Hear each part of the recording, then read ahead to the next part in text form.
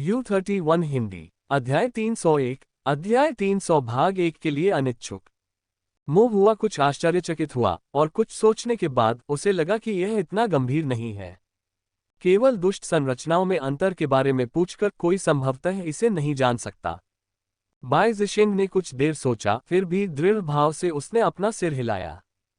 हो सकता है कि दूसरे लोग ऐसा न कर पाएं, लेकिन जैसे ही आप सीखेंगे आप इसे अवश्य प्राप्त कर लेंगे। चाहे दुष्ट स्वरूप हो या दानव स्वरूप, वे स्वाभाविक रूप से महान दाव से विचलित हो जाते हैं तथा चालों और शॉर्टकट का सहारा लेते हैं। धर्मी दाव संरचना सीखना बहुत कठिन है।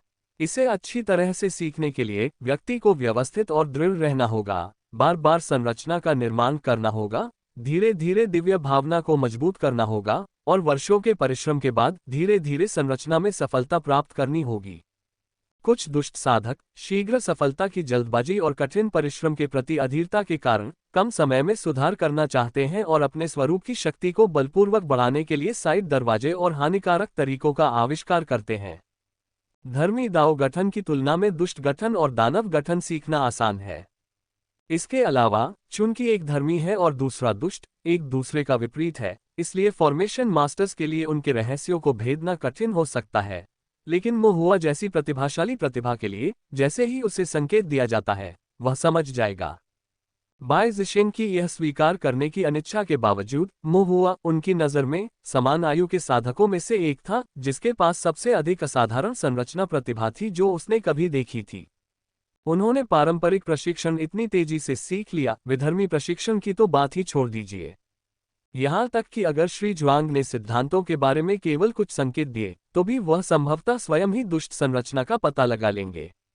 और एक बार कोई बुराई में पड़ जाए तो फिर पीछे मुड़ना संभव नहीं है। बाई ज़िशिंग ने मोहुआ की ओर देखा और जल्दी से चेतावनी दी। आपको मिस्टर ज्वांग से पूछना नहीं चाहिए, वरना आप जरूर उस सज्जन को नाराज कर देंगे। वे दुष्ट स्वरूप दिखाने लायक नहीं है, बेहतर होगा कि उनसे पूछा ही न जाए। सचमुच मुंह हुआ को कुछ संदेह हुआ। वह वास्तव में कोई भी दुष्ट संरचना सीखने के लिए उत्सुक नहीं था। वह बस ये चाहता था कि अगली बार जब उसका सामना किसी दुष्ट संरचना से हो तो वह उसका सामना कर सके, ताकि वह अचानक से किसी मुश्किल में फंसने से बच सके। सचमुच, बाई ज़िशिंग ने गंभीरता से कहा। ठीक है, तो दूसरों की सलाह पर ध्यान देने से व्यक्ति स्वस्थ रहता है। चूंकि बाई ज़िशिंग और बाई जिक्सी दोनों ने ऐसा कहा था, इसलिए उसने अभी इसे छोड़ देने का फैसला किया। यदि बाद में अवसर आया तो वह इस पर फिर से विचार कर सकता था। वैसे आप ब्लैक माउंटेन गढ़ से बाहर निकलने में कैसे कामयाब रहे? बाई ज़िशिंग ने उत्सुकता से पूछा। इसलिए मोहुआ ने वीरतापूर्ण कहानी को फिर से सुनाया कि कैसे तीसरे हाउसहोल्डर ने रास्ता दिखाया और वह एक अकड़ और आत्मविश्वास के साथ ब्लैक माउंटेन स्ट्रॉन्गहोल्ड के सामने के द्वार से बाहर चला गया। बाई ज़िशिंग आश्चर्यचकित हो गया और बोला, तुम शेख ही बघार रही हो। अगर आपको इस पर विश्वास नहीं है तो इसे भूल जाइए।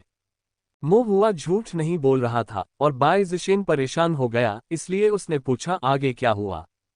मुंह हुआ ने संक्षेप में बाद की घटनाओं का वर्णन किया, जिसमें यह भी शामिल था कि कैसे उसने उन दुष्ट साधकों को फंसाया और मार डाला। बाई ज़िशिंग ने गंभीर भाव धारण किया, लंबे समय तक विचार किया और अंततः अपना मन बनाते हुए गंभीरता से कहा, तुम्हारे साहस और कार्यों के आधार पर मैंने तुम्हें अपना अधीनस्थ न बनाने का निर्णय लिया है। आप मेरे कनिष्ठ शिष्य बनकर अपना स्तर उन्नत कर सकते हैं। मुंह हुआ उदासीन दिखाई दिया और अपने होंठ सिकुड़ते हुए बोला, मैं इसमें उत्सुक नहीं हूं। बाई ज़िशिंग फिर से चौंक गया, तुम्हें जूनियर शिष्य बनने की भी परवाह नहीं है? इसमें चिंता करने की क्या बात है? यह मेरा कनिष्ठ शिष्य होगा। साधारण साधक परिवारों के शिष्य, यहाँ तक कि झाओ, ली और यहाँ तक कि तू परिवारों के प्रत्यक्ष वंशों के शिष्य भी मैं उनके कनिष्ठ होने के विचार का उपहास करूंगा। बाई ज़िशिंग ने मोहुआ को समझाने की बहुत कोशिश की। कुछ देर सोचने के बाद मोहुआ ने पूछा, हम दोनों श्री ज्वांग के पंजीकृत शिष्य हैं, इसलिए हम वास्तव में एक ही संप्रदाय के भाई नहीं हैं, है ना?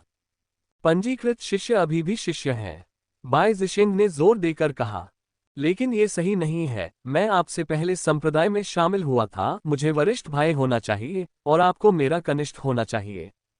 बाई ज़िशिंग हक्का बक्का रह गया और खुद को रोक न सका, लेकिन उछल पड़ा, असंभव।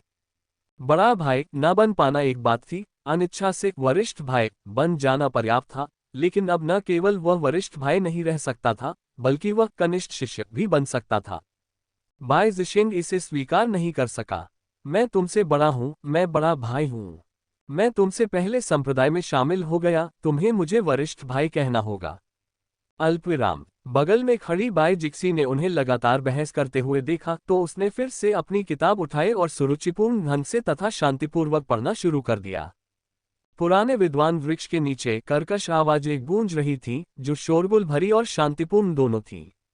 शाम होने तक वे सभी घर वापस नहीं लौटे और पहाड़ी निवास एक बार फिर शांत हो गया। रात शांतिपूर्ण थी, चांदनी बिखरी हुई थी जिससे पहाड़ी दृश्य और पहाड़ी आवास के बांस के जंगल पर हल्की चांदी जैसी चमक फैल रही थी।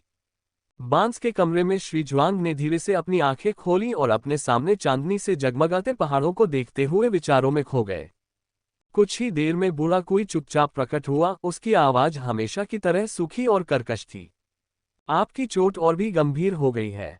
ये हमेशा इतना गंभीर होता था, श्री जुआंग ने शांतिपूर्वक कहा, बिना किसी दर्द या खुशी के। बूढ़ी कोई चुप रही, फिर उदासीनता से बोली, यदि आपकी चोट गंभीर हो गई है तो यहाँ से चले जाने का समय आ गया है। श्री जुआंग ने कोई जवाब नहीं दिया। क्या तुम जाने को तैयार नहीं हो? बूढ़ी कुई की आवाज लकड़ी जैसी थी। मिस्टर जुआंग ने आलस से हाथ बढ़ाया और बेरुखी से मुस्कुराते हुए कहा, हाँ, यहाँ का नज़ारा बहुत अच्छा है। दिन बेफिक्र होते हैं, खाने पीने की भरपूर जगह होती है। यहाँ से जाना वाकई थोड़ा मुश्किल होगा। क्या ये ऐसी चीजें हैं जिनसे आप अलग नहीं हो सकते?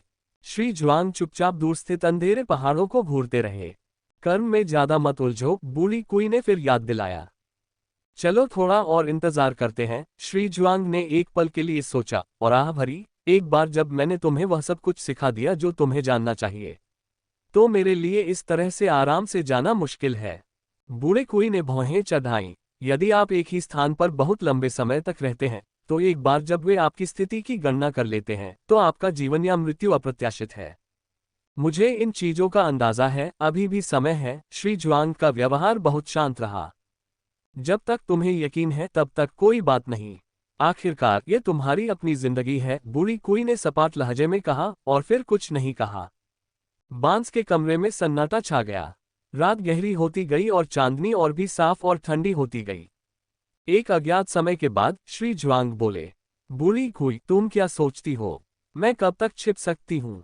कमरा अभी भी शांत था। बूढ़ा कोई कहीं दिखाई नहीं दे रहा था, या तो वह वहां था ही नहीं, या सुन नहीं सकता था, इसलिए उसने कोई उत्तर नहीं दिया, या शायद उसने सुना तो था लेकिन जवाब देना नहीं जानता था, इसलिए चुप रहना ही बेहतर समझा। श्री जुआंग की निगाहें गहरी थीं और वह खुद पर थोड़ा उपहास करते हुए हंस पड़े। मुंह हुआ घर लौट आया, खाना खाया, अपने कमरे में वापस गया और छोटी सी मेज पर बैठकर उल्टी आत्मा संरचना का चित्र बनाना शुरू कर दिया। वह इस विधा में पहले ही निपुण हो चुका था। अब इसका पुनः अभ्यास करते हुए उसने अपनी दिव्य बोध को परिष्कृत करने और अपनी दक्षता बढ़ाने का लक्ष्य रखा, ताकि वह इस विधा की बारीकियों को बेहतर ढंग से समझ सके। प्रथम श्रेणी के 10 पैटर्न वाले रिवर्स्ड स्पिरिट फॉर्मेशन को सीखना कठिन था और उसका अभ्यास करना भी उतना ही चुनौतीपूर्ण था। मुंह हुआ इसे बमुश्किल ही चित्रित कर पाया। उसकी ब्रशवर्क अपरिष्कृत थी, संरचना पैटर्न उतने तीखे नहीं थे, संरचना धुरी की उसकी समझ सती थी और उसकी दिव्य अनुभूति बस पर्याप्त थी। इसलिए अभी भी कई क्षेत्रों में उसे काम करना था और पूरी तरह से महारत हासिल करने से पहले उसे कई और दोहराव करने की जरूरत थी। मुंह हुआ मेज पर झुका हुआ था, ध्यान से ध्यान केंद्रित कर रहा था, अपने छोटे थोड़े तनावग्रस्त हाथ में कलम पकड़े हुए रिवर्स्ड स्पिरिट फॉर्मेशन बना रहा था। एक बार जब वह पूरा चित्र बना लेता तो उसकी दिव्य बोध लगभग समाप्त हो जाती। अपनी दिव्य बोध को पुनः प्राप्त करने के लिए वह चुपचाप बैठकर ध्यान करता। उसी समय बुरे विचार उभरते, फैलते और मुंह हुआ की मनस्थिति को बिगाड़ने का प्रयास करते। श्री जुआंग की सलाह का पालन करते हुए मुंह हुआ ने अपने मन को शांत करने के लिए इन बुरे विचारों का उपयोग किया। जब भी बुरे विचार उठते, वह उनसे न तो डरता था और न ही भागता था, बल्कि दर्पण की तरह स्पष्ट मन से स्वयं पर चिंतन करता था, बुरे विचारों का प्रतिकार करता था, साथ ही मिश्रित इच्छाओं की अराजकता के बीच अपने मूल इरादे को दृढ़तापूर्वक दृढ़ करता था। कुछ देर ध्यान करने के बाद बुरे विचार धीरे धीरे कम हो गए और मुंह हुआ की दिव्य भावना फिर से जागृत होने लगी। मुंह हुआ ने एक और उल्टी आत्मा संरचना का अभ्यास किया, फिर फाउंडेशन स्थापना के लिए अपनी योजना के बारे में सोचना शुरू करने से पहले थोड़ा आराम किया। इससे पहले उनका ध्यान केवल फाउंडेशन की स्थापना के विचार पर ही केंद्रित था, बिना ये जाने कि इसे कैसे किया जाए या इसके लिए क्या तैयारियां आवश्यक हैं। श्री जुआंग से परामर्श करने के बाद उन्हें स्पष्ट समझ प्राप्त हुई। संक्षेप में, आधारशिला स्थापना से पहले व्यक्ति को अपनी दिव्य भावना को यथासंभव सुदृढ़ करना चाहिए, ताकि आधारशिला स्थापना के बाद बढ़ी हुई दिव्य भावना के साथ व्यक्ति दिव्य भावना के साथ ताओ को सिद्ध करने और ताओवादी आधारशिला का निर्माण करने के लिए आधार तैयार कर सके। पहली बात यह थी कि अभ्यास जारी रखना था, क्यूई शोधन के 9वें स्तर तक। मो हुआ पहले फाउंडेशन स्थापना तक पहुंचने के लिए अधीर था, लेकिन अब उसका लक्ष्य अपने राज्य को चमकाना और अपनी दिव्य भावना को मजबूत करना था, और वह अब जल्दबाजी में नहीं था। मन की सामान्य स्थिति बनाए रखें, दैनिक साधना में लगे रहें और चीजों को अपने स्वाभाविक तरीके से चलने दें। त्वरित सफलता के लिए जल्दबाजी करने की कोई आवश्यकता नहीं है। साधना के अलावा सबसे महत्वपूर्ण बात थी दिव्य अनुभूति। वर्तमान में क्यूई शोधन के 7वें स्तर पर महुआ को 2 छोटे लोकों में सफलता मिलनी थी। प्रत्येक सफलता से उसकी दिव्य भावना थोड़ी और बढ़नी चाहिए। रिवर्स्ड स्पिरिट फॉर्मेशन का अध्ययन करने और ताओवादी स्टेल का उपयोग करने से उनकी दिव्य भावना लगातार बढ़ती रहेगी। एक बार जब वह रिवर्स्ड स्पिरिट फॉर्मेशन में निपुण हो गया, तो श्री जुआंग ने कहा कि वह उसे अन्य चीजें भी सिखाएंगे। यदि मो हुआ का अनुमान सही था, तो इसमें संरचना पतन को प्रेरित करने के लिए रिवर्स स्पिरिट फॉर्मेशन का उपयोग करना शामिल होना चाहिए। मो हुआ ने श्री जून को याद करते हुए कहा, एक संरचना के पतन पर संरचना के ढांचे के भीतर आध्यात्मिक शक्ति विपरीत रूप से संरचना पैटर्न का पालन करती है, टकराती है और लगातार उत्पन्न होती है और बुझती है। आध्यात्मिक शक्ति के अत्यंत मजबूत उतार चढ़ाव पैदा करती है, जिसमें अकल्पनीय शक्ति होती है। मो हुआ पूरी तरह से आश्चर्यचकित था और एक संरचना पतन की शक्ति के बारे में बहुत उत्सुक था, और यह कितना भयानक हो सकता है, इतना कि श्री जुआंग को भी यह समझ से परे लगा। एक बार जब वह ये सब समाप्त कर लें, तो श्री जुआंग को अपने चिंतन के लिए स्वर्गीय दाओ की कुछ विसंगतियों का भी परिचय देना चाहिए। मो हुआ ये जानने के लिए बहुत उत्सुक था कि क्या अन्य स्वर्गीय दाओ की विसंगतियों का प्रभाव और शक्ति भी साधारण साधकों की क्षमता से परे थी। रिवर्स्ड स्पिरिट फॉर्मेशन और अन्य पारंपरिक प्रथम श्रेणी के फॉर्मेशन की तुलना में इन फॉर्मेशन को सीखना कितना भिन्न था। अंत में चिंतन मानचित्र थे। यदि चिंतन मानचित्रों में दिव्य विचार बहुत मजबूत नहीं थे, तो क्या वह वास्तव में मानचित्र खाने से अपनी दिव्य भावना को बढ़ा सकता था? दिव्य भावना को परिष्कृत करने के लिए खाने का नक्शा, मन को परिष्कृत करने के लिए बुरे विचार। दमन के लिए ताओवादी स्तंभ के साथ जोखिम उतना बड़ा नहीं होना चाहिए जितना की कल्पना की गई है। हालांकि खाने का नक्शा ही एक विकल्प हो सकता था। सबसे पहले चिंतन मानचित्र दुर्लभ थे। मो हुआ को पता नहीं था कि उन्हें कहाँ ढूंढना है या ढूंढना कहाँ से शुरू करना है। दूसरी बात, उनके असली स्वरूप को समझे बिना मो हुआ को ये पता नहीं चलता कि नक्शों में दैवीय विचार बुरे हैं या भूतिया, शक्तिशाली हैं या कमजोर। जल्दबाजी में कोई कदम उठाना सुरक्षित नहीं था। आइए चिंतन मानचित्र को बाद के लिए छोड़ दें। चिंतन मानचित्रों पर निर्भर हुए बिना भी उपरोक्त कार्यों को पूरा करना आधार स्थापना पर उसकी दिव्य भावना को और अधिक परिष्कृत करने के लिए पर्याप्त होना चाहिए, जिससे यह और भी अधिक मजबूत हो जाएगी। एक मजबूत दिव्य भावना के साथ द्वितीय श्रेणी की संरचनाओं को सीखना आसान हो जाएगा, और द्वितीय श्रेणी की संरचना मास्टर बनना कुछ ही समय में संभव हो जाएगा। द्वितीय श्रेणी की संरचनाएं कितनी शक्तिशाली थीं और उनका क्या प्रभाव हो सकता था? यदि वह द्वितीय श्रेणी की संरचनाओं में निपुण हो जाता, तो क्या उसे सबसे कम उम्र का द्वितीय श्रेणी संरचना मास्टर माना जाता? साधना जगत विशाल है, प्रतिभाओं से भरा है। द्वितीय श्रेणी के निर्माण गुरुओं में वह भले ही सबसे युवा न हो, लेकिन कम से कम उसे सबसे युवा लोगों में तो होना ही चाहिए, है ना? मो हुआ को आकांक्षा की लहर महसूस हुई और वह श्री जुआंग के प्रति कृतज्ञता महसूस करने से खुद को नहीं रोक सकी। श्री जुआंग के मार्गदर्शन के बिना उनकी संरचनाओं में निपुणता इतनी अच्छी तरह या इतनी तेजी से नहीं बढ़ पाती। प्रथम श्रेणी से ऊपर की संरचनाओं को सीखने की तो बात ही छोड़ दीजिए। ये सोचते ही मो हुआ की भौहें अनजाने में सिकुड़ गईं। श्री जुआंग हाल ही में कुछ विचलित से लग रहे हैं। वह पहले की तुलना में अधिक नींद में रहने लगा और साधना के दौरान अधिक आसानी से थक जाता था। मो हुआ को आश्चर्य हुआ कि क्या उसकी साधना में कुछ गड़बड़ है। हालांकि ऊपरी तौर पर वह अब भी पहले की तरह ही आलसी और शांतचित्त लग रहा था, लेकिन मो हुआ, जो समझदार थी और जिसने श्री जुआंग के साथ काफी समय बिताया था, उसे यह एहसास हो गया कि उसके साथ कुछ ठीक नहीं है। क्या ये हो सकता है कि वह सज्जन अस्वस्थ है? मो हुआ कुछ चिंतित था। हुआ ने एक क्षण के लिए सोचा, फिर केवल आह भर सका। उनकी साधना इतनी कमजोर थी और संरचनाओं के बारे में उनका ज्ञान इतना सीमित था कि यदि श्री जुआंग भी संकट में होते तो वे मदद देने में असमर्थ थे। मुझे बस अपनी साधना पर ध्यान केंद्रित करना चाहिए, परिश्रम पूर्वक विधियां सीखनी चाहिए, ताकि एक दिन जब मेरी ताओ साधना सफल हो जाए तो मैं अपने गुरु को मुझे सिखाने में उनकी दयालुता के लिए उचित रूप से ऋण चुका सकूं। मो हुआ ने सिर हिलाया और ये देखकर कि दोपहर के 1 बज चुके थे, उसने अपनी दिव्य भावना को चेतना के सागर में डुबो दिया और ताओवादी स्तंभ की सहायता से उल्टे आत्मा निर्माण का अभ्यास करना शुरू कर दिया। दिन बहते पानी की तरह शांति से बीत रहे थे। मो हुआ हमेशा की तरह खुद को साधना और चित्रकारी के लिए समर्पित कर रहा था। इसके अलावा वह ब्लैक माउंटेन स्ट्रॉन्गहोल्ड से संबंधित मामले को लेकर बहुत चिंतित थे, लेकिन उन्हें इस बात का कोई अंदाजा नहीं था कि अदालत के अधिकारियों के साथ स्थिति किस प्रकार आगे बढ़ रही है। कुछ दिनों बाद दोपहर के आसपास मो हुआ ने बूढ़े मिस्टर फैंग से मुलाकात की, कुछ रोजमर्रा की गोलियां ली और घर लौटते समय उसकी मुलाकात झांग लैन से हुई। मो हुआ ने तुरंत झांग लैन को बधाई दी। झांग लैन सिर झुकाए चल रहा था। एक बच्चे की आवाज अंकल झांग सुनकर उसे तुरंत समझ आ गया कि वो मो हुआ ही है। मो हुआ ने झांग लैन के पास जाकर धीमी आवाज में पूछा, कैसे चल रहा है? मो हुआ जिस बात की ओर इशारा कर रहे थे वह स्वाभाविक रूप से ताओवादी सैनिकों का मामला था। चूंकि यह एक गुप्त अभियान था, इसलिए मो हुआ ने सावधानीपूर्वक इसका खुलासा नहीं किया। झांग लैन ने चारों ओर नजर घुमाए और कहा, यह जगह भीड़ भाड़ और शोरगुल वाली है, चलो रेस्तरां में बात करते हैं। दोनों रेस्तरां में गए, अपनी सामान्य सीट पर बैठे और जियांग युन ने उन्हें कुछ खाना और पेय परोसा। ये देखकर कि आसपास के ग्राहक नियमित थे, जिनमें से अधिकतर मॉन्स्टर हंटर्स थे, जो कप टकराते और खुशी से पीते हुए उनकी ओर कोई ध्यान नहीं देते थे, झांग लैन ने भी मोहुआ से फुसफुसाते हुए कहा, मैंने दरबार के मुखिया को सारी जानकारी दे दी है और दरबार के मुखिया ने ताओवादी दरबार को भी रिपोर्ट कर दी है। अब बस अदालत की मंजूरी का इंतजार है।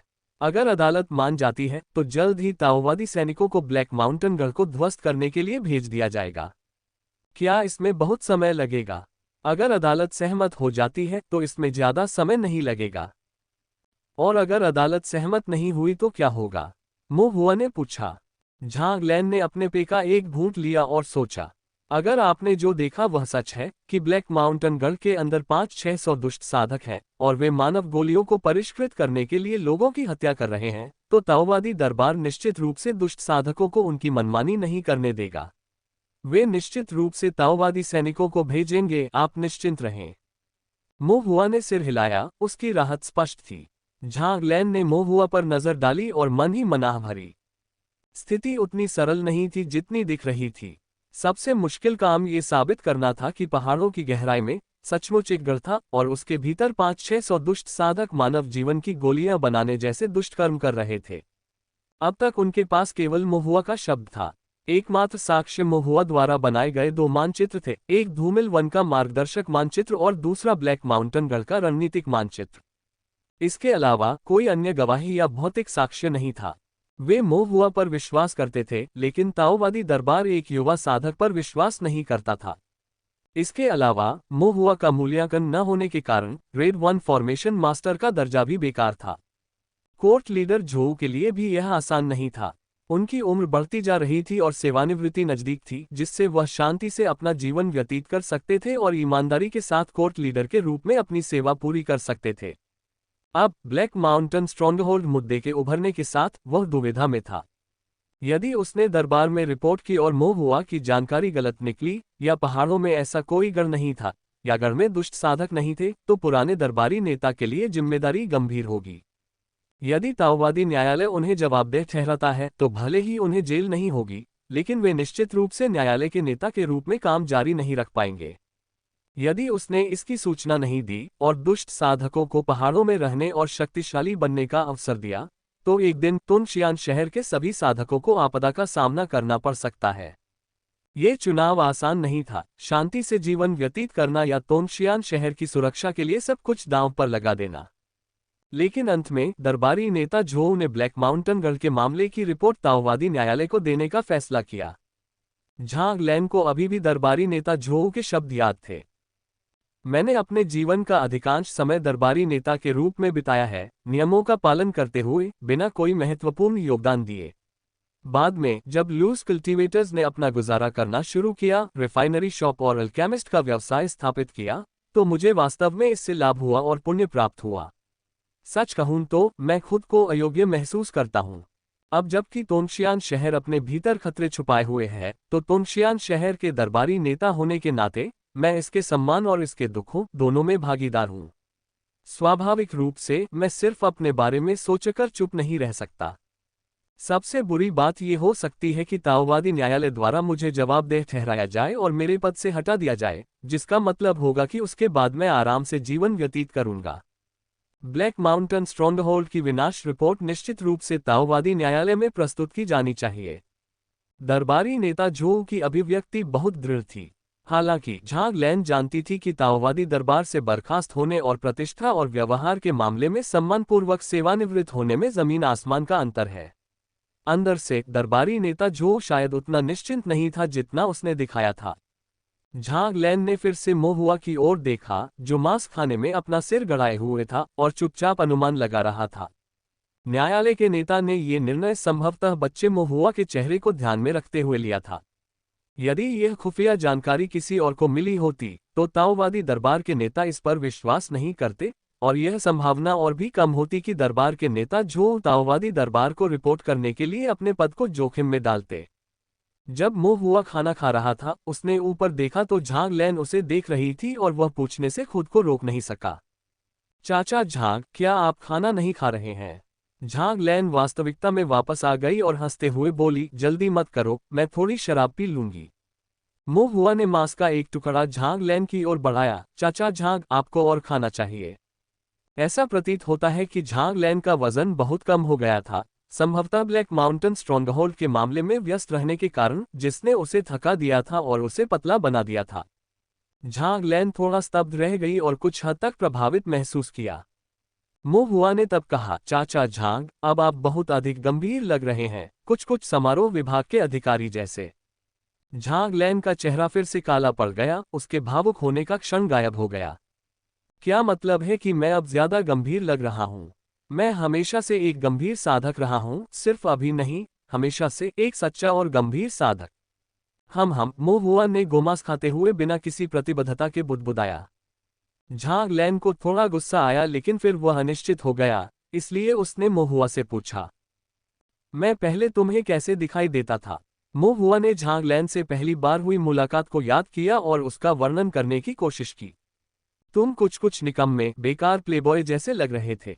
इस डर से कि झांग लैन परेशान हो जाएगी, उसने जोर देकर कहा, बस थोड़ा सा। झांग लैन अवाक रह गया। वह कब बेकार या बेकार रहा था? पहले यहां शराब पीने का मतलब था अपनी ड्यूटी से छुट्टी के समय में किसानों की भावनाओं को समझना। इसे बेकार कैसे माना जा सकता है? बस थोड़ा सा। अगर मैं सचमुच एक प्लेबॉय होता तो क्या मुझमें इतनी सी भी कमी होती?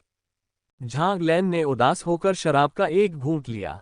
मोहुआ की नजरें बदल गईं और उसने पूछा, चाचा झांग, आप अपने कबीले में कैसे थे? ये संभवतः थका हुआ रूप नहीं था, है ना? कुल में। झांग लैन ने कुछ देर सोचा और कहा, मैं एक शालीन और सुंदर पुरुष था, तेजस्वी और सुंदर, हजारों लड़कियों द्वारा प्रशंसित। कई युवा महिला साधक कतार में खड़ी थीं, मेरी दाव साथी बनने के लिए होड़ लगा रही थीं। मोहुआ ने फुसफुसाते हुए कहा, चाचा झांग, दूसरों को बेवकूफ बनाना ठीक है, लेकिन हम इतने करीब हैं, इतने दूर होने की कोई जरूरत नहीं है। झांग लैन का गला शराब के कारण अटक गया, वह खुद को रोक नहीं सका। कौन किसी को बेवकूफ बना रहा है? मोहुआ चुपचाप उसकी ओर देखता रहा। झांग लैन ने आह भरी, मैं अब तुम्हारे साथ खाना नहीं खाऊंगी। अगर मेरा पेट नहीं भरा तो तुम्हारे शब्द मुझे तृप्त कर देंगे। मोहुआ ने उन्हें मांस की एक और चॉपस्टिक दी। तो अंकल झांग, आप जल्दी से खा लीजिए, वरना आप हताशा से भर जाएंगे और कुछ नहीं खा पाएंगे। झांग लैन ने नाराजगी और खुशी दोनों महसूस करते हुए अपना सिर हिलाया, तुम बच्चे हो। वे दोनों इसी तरह बातें करते और खाते रहे। मोहुआ के साथ मौखिक बहस के बाद झांग लैन को कुछ हद तक ताजगी महसूस हुई। ऐसा लग रहा था कि अब वह इतना थका हुआ नहीं था। इन दिनों वास्तव में वह काले पर्वत के गढ़ की वजह से काफी भाग दौड़ कर रहा था और उसके मन में बहुत कुछ चल रहा था। तोनशियान शहर में ऐसे ज्यादा साधक नहीं थे जिनसे वह इस तरह बातें कर सके। पेट भर खाना खाने के बाद झांग लैन जाने ही वाला था कि मोहुआ ने उसे रोकने के लिए आवाज लगाई और पूछा, अगर ताओवादी न्यायालय सचमुच ताओवादी सैनिकों को भेजता है तो क्या मैं जाकर देख सकता हूं? मोहुआ की आंखों में रोशनी चमक उठी। वह लंबे समय से देखना चाहता था कि ताओ साधना जगत के सैनिक कैसे दिखते हैं। कुछ देर सोचने के बाद झांग लैन ने अपना सिर हिलाया। नहीं। हुआ कुछ निराश हो गया और पूछने से खुद को रोक नहीं सका, क्यों? झांग लैन ने बताया, ताओवादी सैनिकों की तैनाती ताओवादी दरबार का एक रहस्य है। उनकी गतिविधियां आमतौर पर काफी गुप्त होती हैं और वे पहाड़ की तरह अविचल और हवा की तरह तेज और बिजली की तरह प्रहार करने के सिद्धांतों का पालन करती हैं। या तो वे दूसरों की जानकारी के बिना आगे बढ़ते हैं, या एक बार पता चलने पर वे त्वरित और निर्णायक परिणाम प्राप्त करने के लिए गरजने वाले उपायों का सहारा लेते हैं। इसलिए झांग लैन ने मुस्कुराते हुए कहा, आपको ये बताना असंभव है कि ताओवादी सैनिक कैसे काम करते हैं। अगर तुम्हें मेरी मदद की जरूरत पड़े तो क्या होगा? मो हुआ ने पूछा। झांग लैन ने हल्की सी मुस्कान दी, हमें आपकी मदद की क्या जरूरत होगी? झांग लैन बीच वाक्य में ही रुक गया। उसे अचानक एहसास हुआ कि ताओवादी सैनिकों के साथ ब्लैक माउंटेन गढ़ को नष्ट करने के इस अभियान में उन्हें मोहुआ की मदद की जरूरत थी या नहीं, ये वास्तव में अनिश्चित था, ये देखते हुए कि वह एक फॉर्मेशन मास्टर था। दुश्मन का सीधे सामना करना एक कठिन लड़ाई थी और इसके लिए उन्हें मोहुआ की आवश्यकता नहीं थी, लेकिन अगर इसमें फॉर्मेशन शामिल था तो संभवतः पूरे टोंडक्सियन शहर में ऐसे कई फॉर्मेशन मास्टर नहीं थे जो मोहुआ से अधिक विश्वसनीय हो सकते थे। आखिरकार ब्लैक माउंटेन स्ट्रॉन्गहोल्ड में एक फाउंडेशन स्थापना चरण रैंक वाला ईविल फॉर्मेशन मास्टर था। फिर भी झांग लैन वास्तव में नहीं चाहता था कि मोहुआ जोखिम उठाए, इसलिए उसने कहा, चिंता मत करो, शायद तुम्हें कुछ करने की जरूरत नहीं पड़ेगी। बस शहर में ही रहो और फिर कभी इधर उधर मत भटकना। ठीक है, मोहुआ ने सिर हिलाया। ऐसे समय में शायद उन्हें परेशानी न देना भी मदद करने के समान माना जाएगा। कुछ दिनों बाद मोहुआ की मुलाकात एल्डर यू से हुई, जिन्होंने भी उसे निर्देश देना शुरू किया। गहरे पहाड़ों में मत जाओ, विशेष रूप से ब्लैक माउंटेन गढ़ में नहीं। बड़े निश्चिंत रहो, मैं फिर कभी लापरवाही से गहरे पहाड़ों में प्रवेश नहीं करूंगा। मोहुआ ने वादा किया, लेकिन फिर वह उलझन में पड़ गया। आप मुझे अचानक इस बारे में फिर से क्यों निर्देश दे रहे हैं?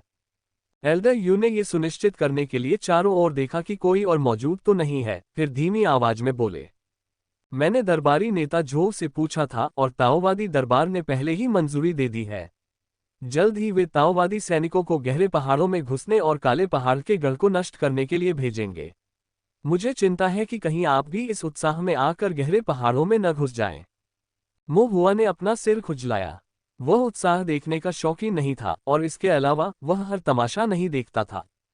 फिर भी एल्डर यू ने मोहुआ को गंभीर भाव से देखा। क्यूई शोधन साधना दिव्य भावना फाउंडेशन स्थापना। अब भी उसे इस बात पर विश्वास करना थोड़ा कठिन लग रहा है। हालांकि एल्डर यू को फॉर्मेशन की समझ नहीं थी, लेकिन वे जानते थे कि दिव्य ज्ञान ही एक फॉर्मेशन मास्टर की नींव है। इतनी गहरी दिव्य समझ के साथ मोहुआ की फॉर्मेशन में भविष्य की उपलब्धियां निश्चित रूप से अपार होंगी। इसलिए चाहे कुछ भी हो, मोहुआ को थोड़ा भी जोखिम में नहीं डाला जा सकता था। ब्लैक माउंटेन गढ़ में 4 फाउंडेशन एस्टेब्लिशमेंट ईविल कल्टीवेटर थे। अगर उन्हें मोहुआ की पहचान और उसकी फॉर्मेशन की प्रतिभा के बारे में पता चल जाता तो वे उसे मारने से नहीं चूकते। एल्डर यू ने कहा, आपने तीसरे गृहस्वामी के सामने अपना चेहरा दिखा दिया है, उनकी नाराजगी से बचने के लिए सावधान रहना बेहतर है। मोहुआ ने इसके बारे में सोचा और सिर हिलाकर सहमति जताई कि यह बात सही है। चिंतन मानचित्र से छोटे भूत को खा लेने और तीसरे गृहस्वामी को धोखा देने के बाद यदि वह दृष्टि से बाहर रहता तो तीसरा गृहस्वामी संदेह से भर जाता और शायद उसकी असली पहचान का पता लगाने में सक्षम नहीं होता। यहां तक कि अगर तीसरे गृहस्वामी ने देखा कि ब्लैक माउंटेन गढ़ की संरचना के साथ छेड़छाड़ की गई थी, जैसे कि एक चूहे ने इसे कुतर दिया हो, चुपके से थोड़ा थोड़ा करके खोला जा रहा हो, तो भी उन्हें मोहुआ पर संदेह नहीं हो सकता था। क्योंकि फॉर्मेशन कोई ऐसी चीज नहीं थी जिसे कोई भी सीख सकता था, और मोहुआ, जो लगभग 10 साल का था, निश्चित रूप से फॉर्मेशन मास्टर की तरह नहीं दिखता था। लेकिन अगर वह खुद को दिखा देता और तीसरे हाउस होल्डर को पता चल जाता कि वह वास्तव में एक फॉर्मेशन मास्टर और एक मॉन्स्टर हंटर भी है, तो सारा दोष उस पर आ जाएगा। हालांकि ये सारी परेशानियां वास्तव में उसी के कारण थीं। फिर भी अगर हो सके तो मुसीबत से बचना ही बेहतर है। वह नहीं चाहता था कि तीसरा घरवाला उसके साथ बहुत ज्यादा व्यस्त रहे। इस तरह से लोगों को धोखा देना किसी को बताए बिना किया जाना चाहिए, ताकि दूसरों के मन में द्वेष बना रहे बिना ये जाने कि यह किसके विरुद्ध है। मो हुआ ने तब एल्डर यू से पूछा, जब ताओवादी सैनिक आएंगे तो क्या मैं जाकर देख सकता हूँ? मो हुआ ने अपनी छोटी उंगली उठाई, बस एक नजर।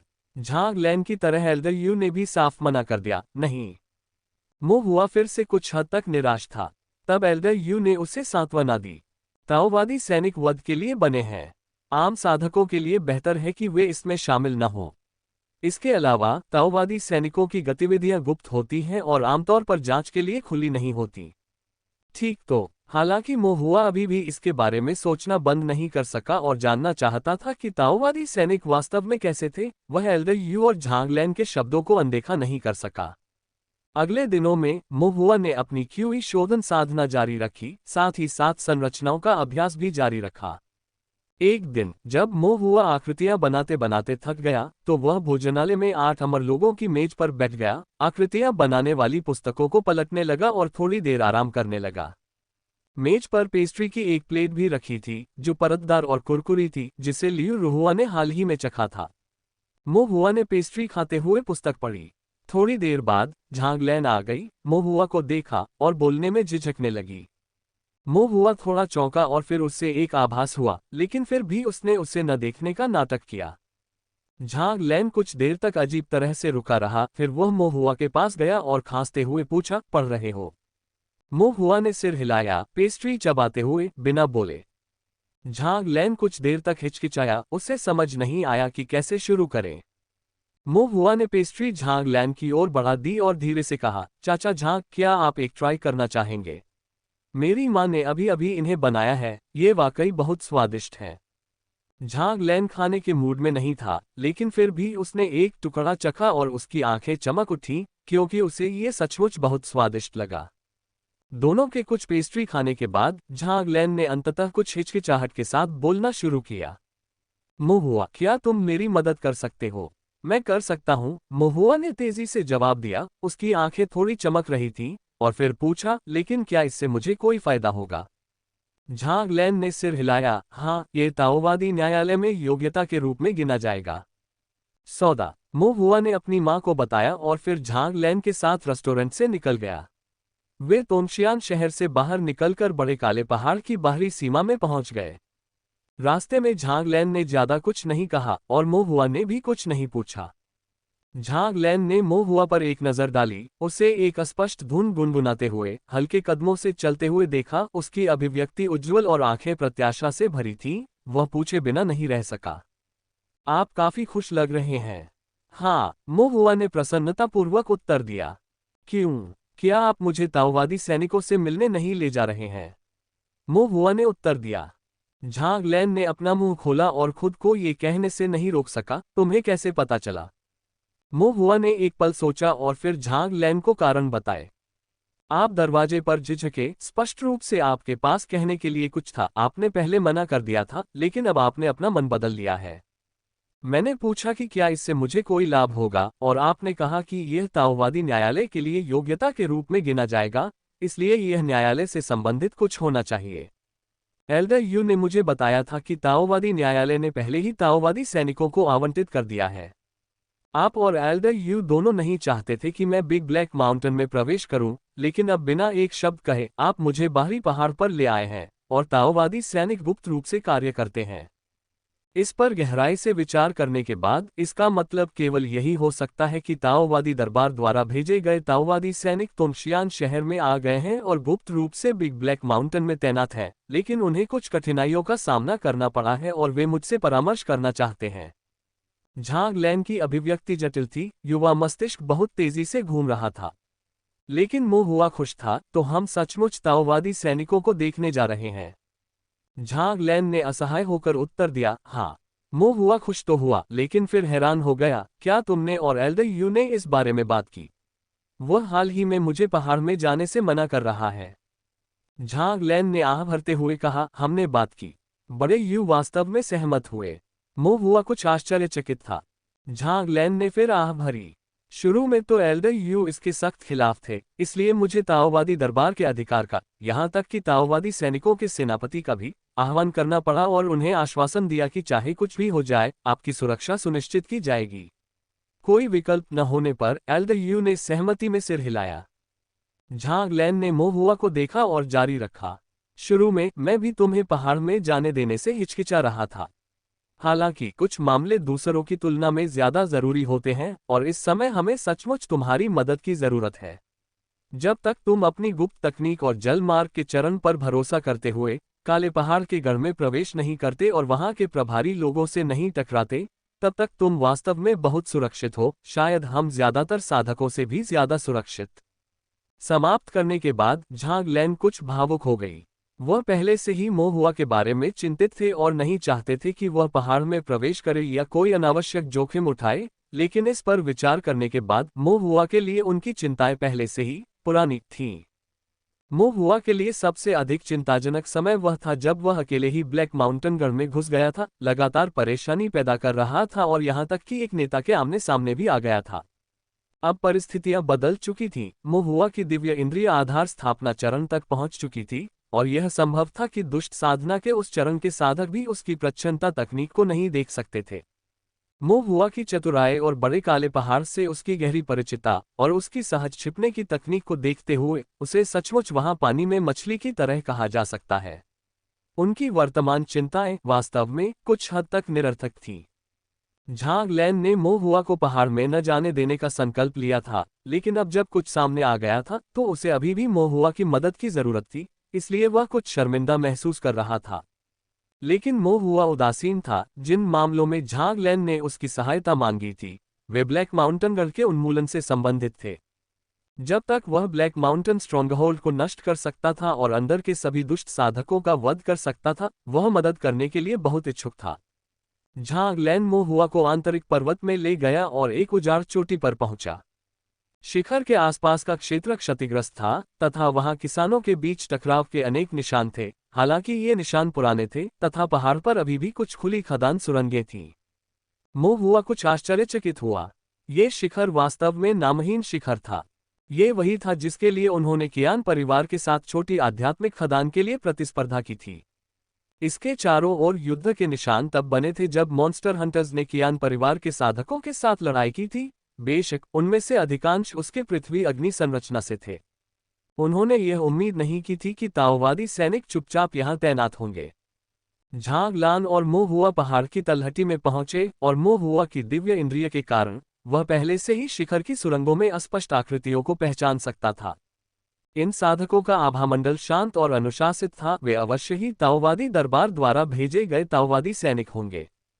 अचानक मोहुआ की अभिव्यक्ति कड़ी हो गई। किसी ने उसकी दिव्य भावना को पहचान लिया था और यह एक फाउंडेशन बिल्डिंग कल्टीवेटर था। उसी समय पहाड़ के आधे रास्ते पर एक गुफा के प्रवेश द्वार पर चौकोर आकृति और कठोर चेहरे वाला एक लंबा मजबूत किसान अचानक प्रकट हुआ। उसकी अभिव्यक्ति गंभीर थी, उसकी दिव्य भावना विस्तृत थी और उसकी निगाहें क्रूर थीं, जिनमें हत्या की मंशा झलक रही थी। जब उसने पहाड़ की तलहटी में झांग लान और मोहुआ को देखा तो उसकी अभिव्यक्ति थोड़ी नर्म हो गई। उसने झांग लान की ओर सिर हिलाया, फिर मुड़कर गुफा में प्रवेश किया। फाउंडेशन स्थापित किया और अभी भी दिखावा कर रहे हैं, झांग लैन ने घृणा से धीमी आवाज में कहा। झांग लैन की आवाज बहुत धीमी थी, लेकिन मोहुआ ने फिर भी उसे सुना और पूछे बिना नहीं रह सका। ये प्राचीन उपाय मधुमेह रोकने के काम आता था, आजमा कर देखें। इंसुलेक्स डायबिटिक। चाचा झांग, क्या आप एक दूसरे को जानते हैं? कुछ। झांग लैन विस्तार से नहीं बताना चाहती थी और उसने मोहुआ से कहा, चलो ऊपर चलते हैं। मोहुआ ने सिर हिलाया।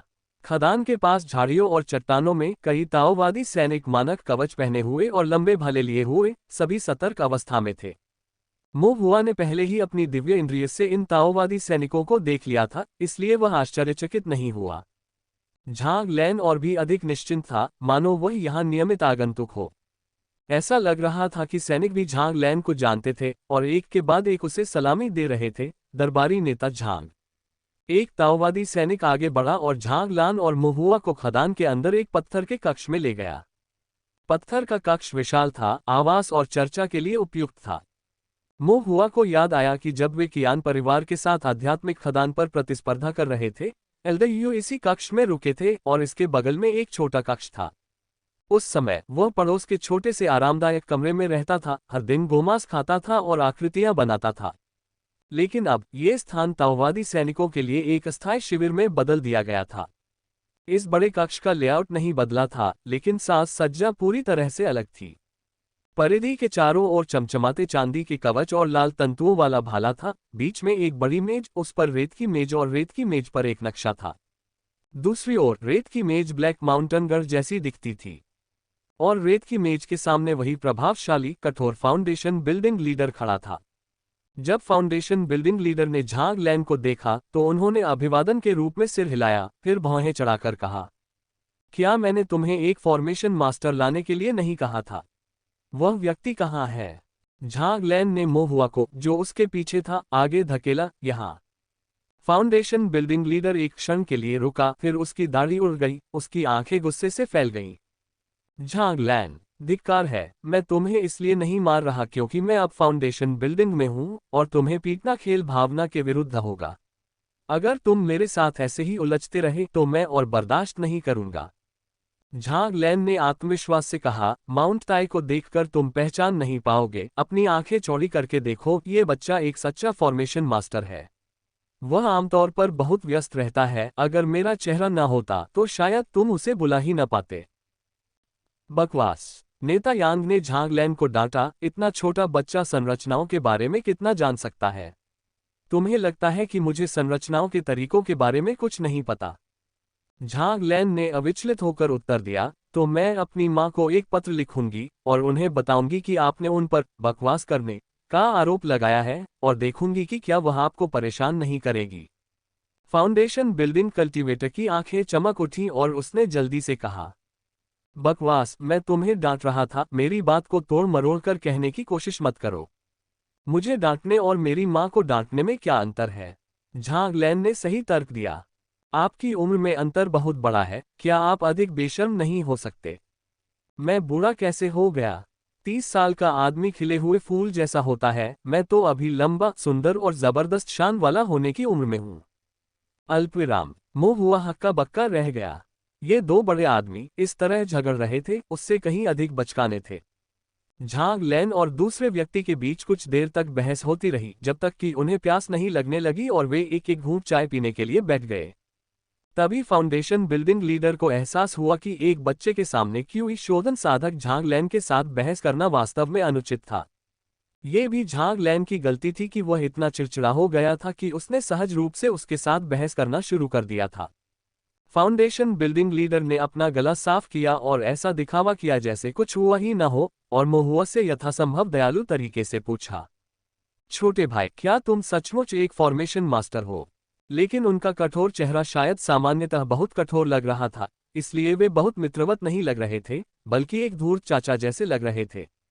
मोहुआ को समझ नहीं आ रहा था कि वह उनसे कैसे बात करे, इसलिए झांग लैन ने एक तरफ से कहा, उनका अंतिम नाम यांग है, बस उन्हें लीडर यांग कहें। मो हुआ ने स्पष्ट रूप से उत्तर दिया, लीडर यांग, अंकल झांग सही कह रहे हैं, मैं एक फॉर्मेशन मास्टर हूं। फाउंडेशन बिल्डिंग लीडर ने सिर हिलाया और मन ही मनाह भरी। झांग लैन, वह बच्चा वास्तव में परेशानी पैदा कर रहा था, इतना महत्वपूर्ण मामला एक बच्चे को सौंपकर। उसकी छोटी उम्र को देखते हुए कौन जानता है कि उसने कितने समय तक संरचनाओं का अध्ययन किया था। लेकिन इस समय वह और ज्यादा नखरेबाजी नहीं कर सकता था, क्योंकि उसे खुद भी संरचनाओं की समझ नहीं थी। सिर्फ वही नहीं, यहाँ मौजूद सभी ताओवादी सैनिकों में से मुट्ठी भर से भी कम लोग संरचना के पैटर्न समझ पाते थे। नेता यांग ने चाय का एक और घूंट लिया और फिर पूछा, आपने निर्माण विधियों में कहाँ तक अध्ययन किया है? मो हुआ ने विनम्रता से कहा, ज्यादा दूर नहीं, अभी पहली कक्षा में पहुंचा हूं। जैसे ही उन्होंने यह बात कही, नेता यांग ने अपनी चाय की बोतल सीधे अपने सामने रखी रेत की मेज और कागजों पर उगल दी। ये देखकर झांग लैन को अचानक संतुष्टि की लहर महसूस हुई और वह अपनी भौहें ऊपर उठाए बिना नहीं रह सकी और ताना मारते हुए बोली, देखो, तुम ऐसे व्यवहार कर रहे हो जैसे तुमने कभी दुनिया देखी ही न हो। क्या किशोरावस्था में प्रथम श्रेणी के फॉर्मेशन मास्टर से मिलना वाकई आश्चर्यजनक है। झांग लैन ने सहजता से कहा, हालांकि वह अपनी खुशी को बड़ी मुश्किल से दबा पाया। नेता यांग ने झांग लैन को कोसा, बकवास, ताओ साधना जगत में इतने सारे विलक्षण निर्माण गुरु कहाँ हैं? पहली कक्षा का एक किशोर, और तुम अचानक एक से मिल गए।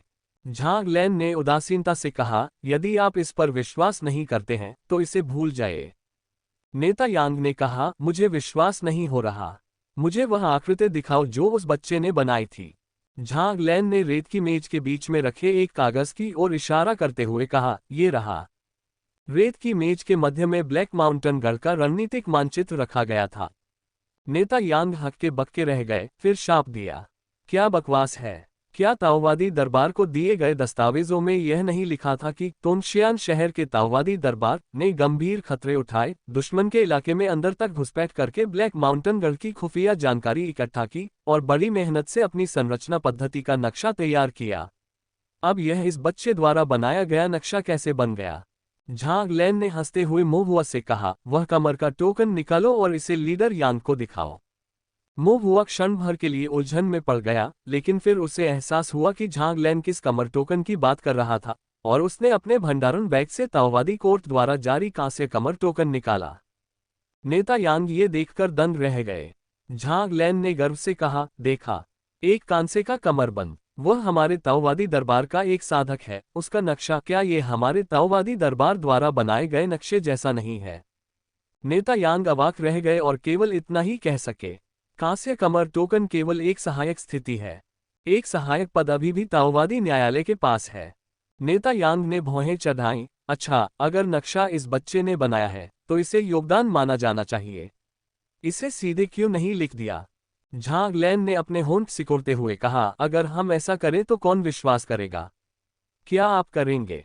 नेता यांग ने युवा मोहुआ को देखा, फिर रेत की मेज पर रखे नक्शे को देखा जिसमें कठोर स्ट्रोक, गहन जटिलता और ब्लैक माउंटेन गढ़ के कई प्रथम श्रेणी के गठन के तरीके थे, और उन्होंने चुपचाप आह भरी।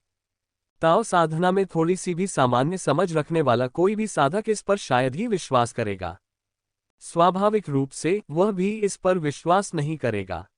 यद्यपि मामला ऐसा ही था, लेकिन तथ्य उसकी आंखों के सामने था और नेता यांग ने अंततः उस पर विश्वास कर लिया, चाहे वह ऐसा चाहता हो या नहीं। क्योंकि मोहुआ ने पहले ही ब्लैक माउंटेन स्ट्रॉन्गहोल्ड मानचित्र पर उसे संरचना के बारे में समझाना शुरू कर दिया था। गढ़ में कौन सी संरचना कहाँ बनाई गई थी, इस संरचना का उद्देश्य क्या था, यदि वे बलपूर्वक संरचना को तोड़ते तो क्या होता और यदि वे इसे नहीं तोड़ते तो क्या होता। संपूर्ण ब्लैक माउंटेन स्ट्रॉन्गहोल्ड में संरचना के निर्माण के पीछे समग्र रणनीतिक विचार भी थे कि संरचनाएं कहाँ मजबूत थीं, कहाँ कमजोर थीं, और यदि उन्हें आक्रमण करना था तो कौन सा मार्ग लेना सबसे अच्छा होगा। जहां छिपे हुए दरवाजे और भागने के रास्ते थे जिन्हें पहले से ही बंद कर देना आवश्यक था ताकि दुष्ट साधकों को भागने से रोका जा सके। अल्पविराम। नेता यांग ने बढ़ते आश्चर्य के साथ सुना। संरचना में विशेषज्ञता का ये स्तर उसकी समझ से परे था। संरचना के पीछे के कई सिद्धांतों को वह स्पष्ट रूप से समझ नहीं पाया। सामान्य विचार को समझना तो दूर की बात थी, उसके लिए वे काफी चुनौतीपूर्ण थे। पिछली बार जब वह कबीले के स्कूल में था तो उससे यह एहसास हुआ था जब वह एक फॉर्मेशन मास्टर से फॉर्मेशन सीखते समय अपना सिर खुजला रहा था। नेता यांग ने झांग लैन पर एक नजर डाली। झांग लैन बहुत शांत दिखाई दिए, उनका चेहरा बहुत संतुलित था, लेकिन ये कहने के बजाय कि वह शांत थे, ये कहना अधिक सटीक होगा कि वह कुछ हद तक सुन्न थे। यह उस कक्षा की तरह था जहां प्रशिक्षक जो भी कहता वह उसे समझ नहीं पाता था, और समय के साथ वह उसके प्रति उदासीन हो गया था, मानो सब कुछ एक कान से सुनकर दूसरे कान से निकाल देता था। नेता यांग को भी अपने दिल में बहुत अधिक शांति महसूस हुई। उसने ऐसा ही सोचा, झांग लैन भी ठीक ठाक ही थी, बिल्कुल उसकी तरह। फॉर्मेशन में उनका अपना स्तर उतना अच्छा नहीं था, उन्होंने जो थोड़ा बहुत सीखा था उसे एक वास्तविक फॉर्मेशन मास्टर के सामने सही भी नहीं माना जा सकता था। भले ही झांग लैन का स्तर उसके अपने स्तर से थोड़ा अधिक था, लेकिन ये केवल सीमित मात्रा में था। संरचना के इस स्तर के साथ उसके लिए भी इसे समझना असंभव था। नेता यांग ने चुपचाप झांग लैन का उपहास किया, फिर ध्यान से ध्यान केंद्रित किया और मोहुआ को स्पष्ट और अपरिपक्व आवाज में संरचना की व्याख्या करते हुए सुना। अपनी रणनीति को सटीक रूप से लक्ष्य करने के लिए उसे ब्लैक माउंटेन स्ट्रॉन्गहोल्ड के इलाके और संरचना लेआउट को समझने की आवश्यकता थी। कुछ संरचनाओं को उसे पूरी तरह से समझने की आवश्यकता नहीं थी, लेकिन उसे उनके कार्यों को जानना था और उन्हें तोड़ते समय किन बातों का ध्यान रखना था ताकि वह दुष्ट साधकों के जाल में फंसने से बच सके। स्माइलिंग फेस कैजुअल डेट बस एक क्लिक दूर है। प्रथम श्रेणी का यौगिक गठन उसकी समझ से परे था, लेकिन सौभाग्य से महुआ तार्किक, विस्तृत और समझने में आसान था। महुआ ने उन बिंदुओं को समझाया जिन पर उसने ध्यान दिया था, और जिन पर उसने ध्यान नहीं दिया था महुआ ने उन्हें भी सावधानीपूर्वक स्पष्ट किया। नेता यांग ने अधिकाधिक गंभीरता से सुनना शुरू कर दिया, यहाँ तक कि कई बार उन्होंने कलम उठाकर मुख्य बिंदुओं को लिख भी लिया।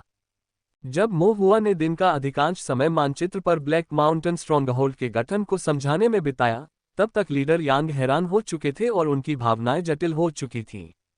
वह ये जानकर आश्चर्यचकित थे कि महुआ, जो इतनी छोटी थी, के पास वास्तव में फॉर्मेशन का इतना गहन ज्ञान था। उसकी भावनाओं को जटिल बनाने वाली बात यह थी कि कबीले स्कूल में रहते हुए उसने कभी भी अपनी फॉर्मेशन कक्षा को इतनी गंभीरता से नहीं सुना था। अब वह एक जूनियर फॉर्मेशन मास्टर को फॉर्मेशन समझाते हुए सुन रहा था, इतना ध्यान केंद्रित कर रहा था कि उसने नोट्स भी ले लिए। महुआ के प्रति नेता यांग का रवैया अनजाने में ही बहुत अधिक गंभीर हो गया। ये प्रथम श्रेणी के फॉर्मेशन मास्टर के प्रति सम्मान था, यहाँ तक कि उनके द्वारा ज्ञात अधिकांश प्रथम श्रेणी के फॉर्मेशन मास्टर्स की तुलना में भी फॉर्मेशन में महुआ का स्तर स्पष्ट रूप से उनसे बेहतर था। नेता यांग ने प्रशंसा में आश्चर्य व्यक्त किया, फिर चाय परोसने का आदेश दिया, पेस्ट्री लाने का आदेश दिया और यहाँ तक कि महुआ के मनोरंजन के लिए आध्यात्मिक ऊर्जा से भरपूर आध्यात्मिक फल और आध्यात्मिक मांस की कई प्लेटें भी मंगवाईं। छोटी मो, कृपया बेझिझक आनंद लें, विनम्र होने की कोई आवश्यकता नहीं है। नेता यांग का स्वर बहुत विनम्र था। धन्यवाद लीडर यांग। महुआ आधे दिन तक बोलने के बाद थोड़ा प्यासा भी हो गया था, इसलिए उसने औपचारिकता नहीं निभाए और आराम से मीठी चाय पीने के लिए बैठ गया और कुछ आध्यात्मिक फल और आध्यात्मिक मांस उठाया जिसे उसने पहले कभी चखने की कोशिश नहीं की थी। नेता यांग ने नोट किया हुआ नक्शा पकड़े हुए झांगलैन के साथ एक तरफ कुछ चर्चा की। वे महुआ से बच नहीं सकते थे, इसलिए महुआ ने किनारे से खुलकर उनकी बातें सुनी। हालांकि दोनों व्यक्तियों के बीच हुई अधिकांश चर्चा ताओवादी सैनिकों की तैनाती, आक्रमण और रक्षा परिवर्तनों तथा मार्चिंग फॉर्मेशन रणनीतियों के बारे में थी, जिसे वह पूरी तरह से समझ नहीं पाया था और केवल कुछ विवरणों को आधे अधूरे ढंग से नोट करने में कामयाब रहा ताकि ये देख सके कि क्या वे भविष्य में उपयोगी हो सकते हैं। महुआ ने भोजन का आनंद लेते हुए रुचि के साथ सुना। जब दोनों व्यक्तियों की चर्चा समाप्त हो गई और महुआ ने पेट भर खा पी लिया, तो उसने वह प्रश्न पूछा जिसकी उसे सबसे अधिक चिंता थी। लीडर यांग, क्या हम इस बार ब्लैक माउंटेन स्ट्रॉन्गहोल्ड को खत्म कर पाएंगे? नेता यांग ने एक क्षण के लिए सोचा, उस योजना की समीक्षा की जिस पर उन्होंने अभी चर्चा की थी, और एक छोटे विराम के बाद उन्होंने आत्मविश्वास से घोषणा की, हम कर सकते हैं। महुआ की आंखें चमक उठी, सच में? नेता यांग ने सिर हिलाया और महुआ को समझाया। ताओवादी सैनिकों को ताओवादी दरबार के सबसे श्रेष्ठ साधक कहा जा सकता है। ताओवादी सैनिकों की शक्ति व्यक्तिगत साधकों के साधना स्तर में नहीं, बल्कि कवच, आध्यात्मिक कलाकृतियों, प्रशिक्षण और ताओवादी सैनिकों की आध्यात्मिक जड़ों, साधना तकनीक और ताओवादी कौशल के बीच सामंजस्य में निहित है। ताओवादी सैनिकों का एक दल, जिसमें आमतौर पर 10 व्यक्ति होते हैं, अक्सर समान या संगत आध्यात्मिक मूल और पूरक साधना तकनीकों के आधार पर चुना जाता है। उत्तम कवच और धारदार हथियारों से सुसज्जित कवच और हथियारों पर ऐसे पैटर्न अंकित होते हैं जो मनोबल और एकता के साथ प्रतिध्वनित होते हैं। वे समान क्षेत्र के साधकों के विरुद्ध लगभग अजेय होते हैं। यहाँ तक कि उच्चतर लोक के साधकों का सामना करते समय भी वे युद्ध में अपनी स्थिति बनाए रख सकते हैं। महुआ ने पूछा, क्या वे अधिक फाउंडेशन प्रतिष्ठानों के साथ भी जीत सकते हैं? वह जानता था कि ब्लैक माउंटेन स्ट्रॉन्गहोल्ड में 4 हाउस होल्डर थे, जिसका अर्थ था कि वहां 4 फाउंडेशन स्थापना चरण के दुष्ट साधक थे। बैकवोट और महुआ की धारणा के अनुसार ताओवादी सैनिकों में केवल एक ही आधार निर्माण साधक नेता यांग था।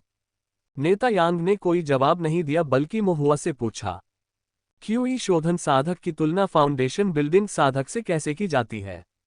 महुआ को एल्डर यू की कही बात याद आ गई और उसने उत्तर दिया, आधार स्थापना के प्रारंभिक चरण में 10 क्यूई शोधन 9वें स्तर के साधकों को एक के बदले में बदला जा सकता है। ये सही है, लेकिन पूरी तरह सच नहीं है, नेता यांग ने कहा। कोई भी 10 ची शोधन करने वाले 9वें स्तर के साधक नींव स्थापना के प्रारंभिक चरण में किसी एक साधक से मुकाबला नहीं कर सकते।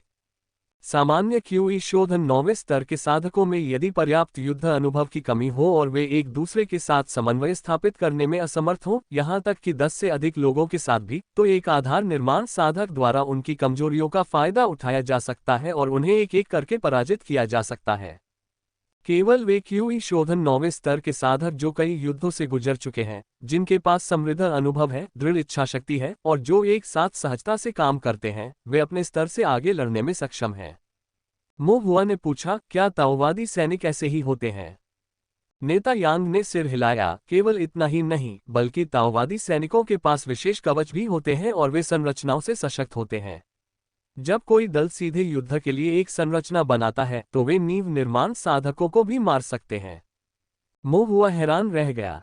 इसमें कोई आश्चर्य की बात नहीं थी कि ब्लैक माउंटेन स्ट्रोंगहोल्ड का इतना व्यापक प्रभाव था और फिर भी वह इतनी गुप्त रूप से संचालित होता था। ये संभवतः ताओवादी न्यायालय के सैनिकों द्वारा खोजे जाने और नष्ट कर दिए जाने के डर से था। यहाँ तक कि क्यूई शोधन करने वाले 9वें स्तर के ताओवादी सैनिक भी जब युद्ध व्यूह रचना करते हैं तो वे एक आधारशिला निर्माण साधक से मुकाबला कर सकते हैं। यदि एक क्यूई शोधन 9वां स्तर एक फाउंडेशन बिल्डिंग का विरोध नहीं कर सकता है तो 10 टीम बनाएंगे, यदि 10 पर्याप्त नहीं है तो 100। एक बार जब सैकड़ों या हजारों ताओवादी सैनिक एक युद्ध दल बनाकर युद्ध में उतरते तो कुछ उच्च लोक के साधक उनका सामना नहीं कर पाते। मो हुआ को अचानक एहसास हुआ, ये संरचना के समान है। यदि संरचना के पैटर्न पर्याप्त मजबूत नहीं है तो उन्हें इकट्ठा करके एक एकल संरचना बनाएं। यदि वह पर्याप्त मजबूत नहीं है तो एकल संरचनाओं को इकट्ठा करके एक संयुक्त संरचना बनाएं। यदि संयुक्त संरचना भी पर्याप्त मजबूत नहीं है तो और भी अधिक एकल संरचनाओं को इकट्ठा करके एक और भी अधिक शक्तिशाली बड़ी संरचना बनाएं। रेत से मीनार बनती है, सरिताओं से सागर बनता है। कुछ से अनेक संरचनाएं बनती हैं। साधक अपनी दुर्बलता को एकत्रित करके बलवान पर विजय प्राप्त करते हैं। ये भी स्वर्गीय ताओ का नियम है। अगर आपका नाम इस अक्षर से शुरू होता है तो बड़ी लकी है आप। घुटने के दर्द से पीड़ित लोगों को ये पढ़ना चाहिए। मो हुआ जितना अधिक बोलता, उसकी आंखें उतनी ही अधिक चमकती। हालांकि लीडर यांग को संरचनाओं की समझ नहीं थी, फिर भी वे सिर हिलाए बिना नहीं रह सके, क्योंकि उन्हें लगा कि यह बात तो सही है। वर्षों तक युद्ध में सैनिकों का नेतृत्व करने के कारण वे इस सिद्धांत को गहराई से समझते थे। मो हुआ को अभी भी संदेह था, ताओवादी सैनिक कौन सी संरचना का उपयोग करते हैं। नेता यांग एक क्षण के लिए हिचकिचाए, क्षमा प्रार्थी भाव से बोले, ये ताओवादी न्यायालय का रहस्य है और इसे बाहरी लोगों को नहीं बताया जाना चाहिए। वास्तव में ऐसा नहीं था कि वह कह नहीं सकता था, बल्कि वह जानता भी नहीं था। ये सभी संरचनाएं ताओवादी न्यायालय द्वारा केंद्रीय रूप से प्रबंधित और निर्देशित की जाती थीं और फिर ताओवादी सैनिक न्यायालय द्वारा वितरित की जाती थीं। वे केवल इनका उपयोग करने के लिए जिम्मेदार थे और वे इनकी मरम्मत भी नहीं कर सकते थे। अंतर्निहित संरचनाओं को समझना तो दूर की बात थी, लेकिन ये स्वीकार करना कि उन्हें नहीं पता था बहुत शर्मनाक होगा, इसलिए उन्होंने मामले को दबाने के लिए एक बहाना बनाया। मो हुआ ने उस पर संदेह नहीं किया और माफी भी मांगी, यह मेरी ओर से अशिष्टता थी। वास्तव में ताओवादी सैनिकों की गुप्त संरचनाओं में झांकना उसका काम नहीं था। वह तो बस ये जानने के लिए उत्सुक था कि ये संरचनाएं उन संरचनाओं से कैसी हैं जिनका वह प्रतिदिन अध्ययन करता था। ये मामूली बातें हैं, इसकी चिंता मत करो, नेता यांग ने थोड़ा संकोच से कहा और अपना हाथ हिलाया। नेता यांग के साथ संक्षिप्त बातचीत के बाद मो हुआ उठने और विदा लेने के लिए तैयार हो गया। फिर भी नेता यांग हिचकिचाते हुए दिखे, मानो वह कुछ कहना चाहते थे, लेकिन उन्होंने खुद को रोक लिया। मो हुआ खुद को रोक नहीं सका और पूछा, क्या कुछ और है लीडर यांग? नेता यांग ने झांग लैंड की ओर देखा और आह भरी। एक और बात है, गहरे पहाड़ों में कोहरे का स्वरूप बदल गया है और हम यह नहीं ढूंढ पा रहे हैं कि ब्लैक माउंटेन स्ट्रॉन्गहोल्ड कहाँ है। उन्होंने झांगलैंड से एक फॉर्मेशन मास्टर को आमंत्रित करने के लिए कहा था ताकि वह ब्लैक माउंटेन के मानचित्र पर संरचनाओं की व्याख्या कर सके और गहरे पहाड़ों में प्रवेश कर फॉग फॉर्मेशन की स्थिति का पुनः आकलन कर सके, जिससे ब्लैक माउंटेन गढ़ पर उनके हमले में मदद मिल सके। हालांकि जब उन्होंने जांच के लिए स्काउट भेजे तो उन्होंने पाया कि कोहरे से भरे जंगल में कोहरे की संरचनाओं की स्थिति बदल गई थी। इतना ही नहीं, जंगल में कोहरा और भी घना हो गया था। मो हुआ ने पहले धूमिल वन में भ्रमण के लिए जो नक्शा बनाया था वह बेकार हो चुका था। मानचित्र अब वैध नहीं रह गया था, इसलिए वे ब्लैक माउंटेन स्ट्रॉन्गहोल्ड का प्रवेश द्वार नहीं खोज सके और इस प्रकार इसे नष्ट करने का विचार भी असंभव था। मोहुआ हिचकिचाया क्योंकि उसने एल्डरयू से गहरे पहाड़ों में प्रवेश न करने का वादा किया था। इसके अलावा तीसरे घर का मालिक संभवतः अभी भी उसके बारे में सोच रहा था। लेकिन धूमिल वन से होकर जाने के बिना ब्लैक माउंटेन स्ट्रॉन्गहोल्ड को गिराने का कोई मौका नहीं था। मोहुआ ने नेता यांग और झांग लैन की ओर देखा, फिर पूछा, क्या आप मेरे अंगरक्षक बनेंगे? नेता यांग ने सिर हिलाया, झांग लैन और मैं आपको वहां तक ले जाएंगे। क्या होगा यदि हमारा सामना नींव निर्माण करने वाले दुष्ट साधकों से हो? नेता यांग ने सख्ती से कहा, मैं ताओवादी सैनिकों की कई और टीमें बुलाऊंगा। अगर हमारा सामना किसी नींव निर्माण करने वाले दुष्ट साधक से हुआ तो हम उसे वहीं दबा देंगे। हम तुम्हें सुरक्षित रखेंगे और तुम्हारे सिर का एक बाल भी बांका नहीं होने देंगे। झांग लैन ने आगे कहा, यही बात मैंने एल्डरयू से भी कही थी। ताओवादी सैनिकों की सुरक्षा में अगर नींव निर्माण करने वाले दुष्ट साधक आपको मारना भी चाहें तो शायद वे ऐसा नहीं कर पाएंगे। इसीलिए वह आपकी मदद मांगने के लिए तैयार हुए। मोहुआ ने सिर हिलाया, ठीक है, तो चलो कोहरे वाले जंगल को देखने चले। नेता यांग ने ताओवादी सैनिकों की 3 टीमें नियुक्त की जो सभी कवच पहने हुए थे और तीव्र हथियार चला रहे थे तथा गहन साधना कर रहे थे।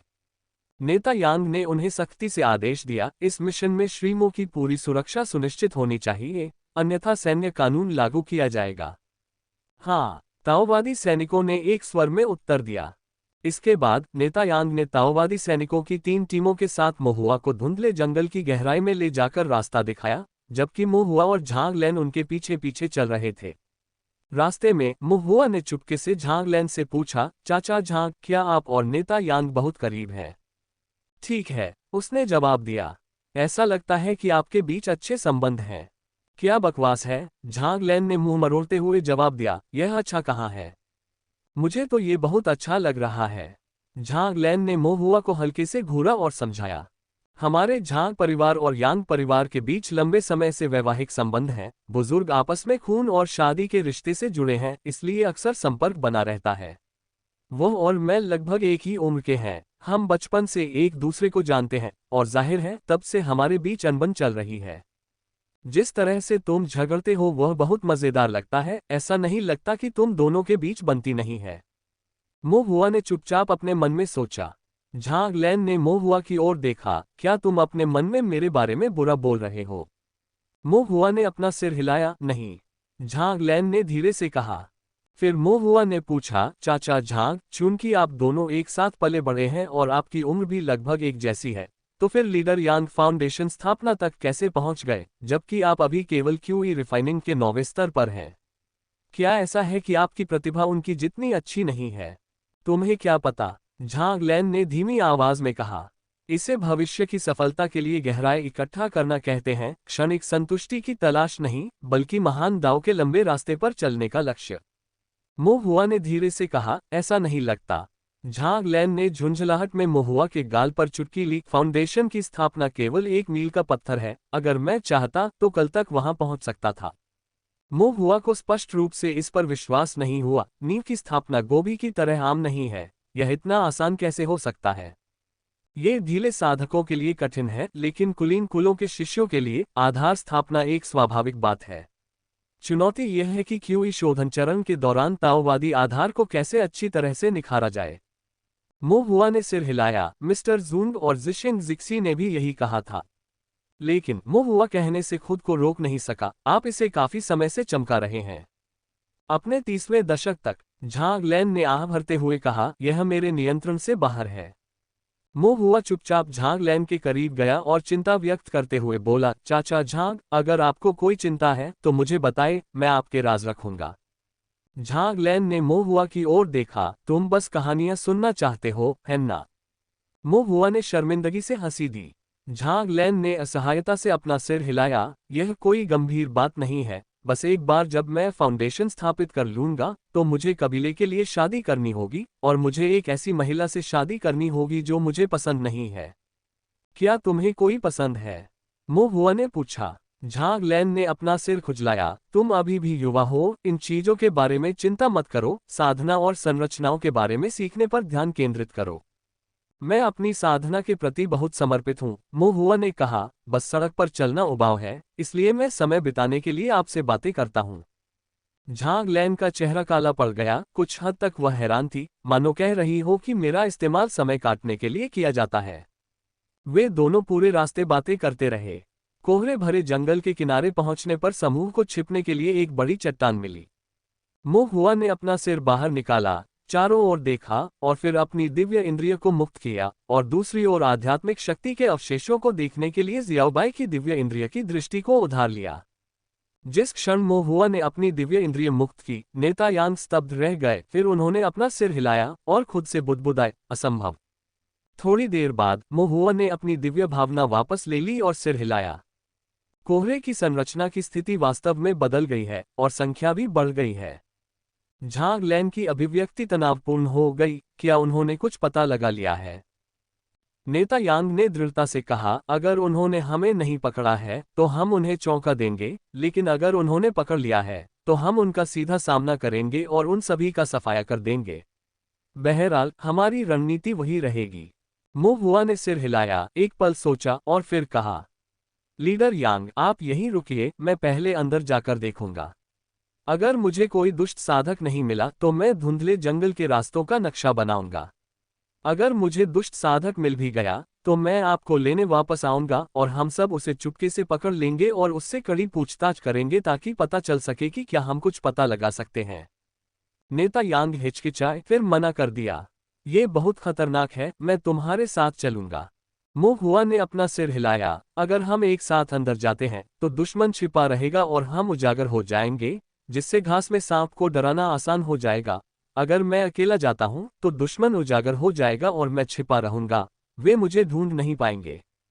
नेता यांग को समझ में नहीं आया, अगर आप अकेले अंदर जाते हैं तो आप कैसे छिपेंगे?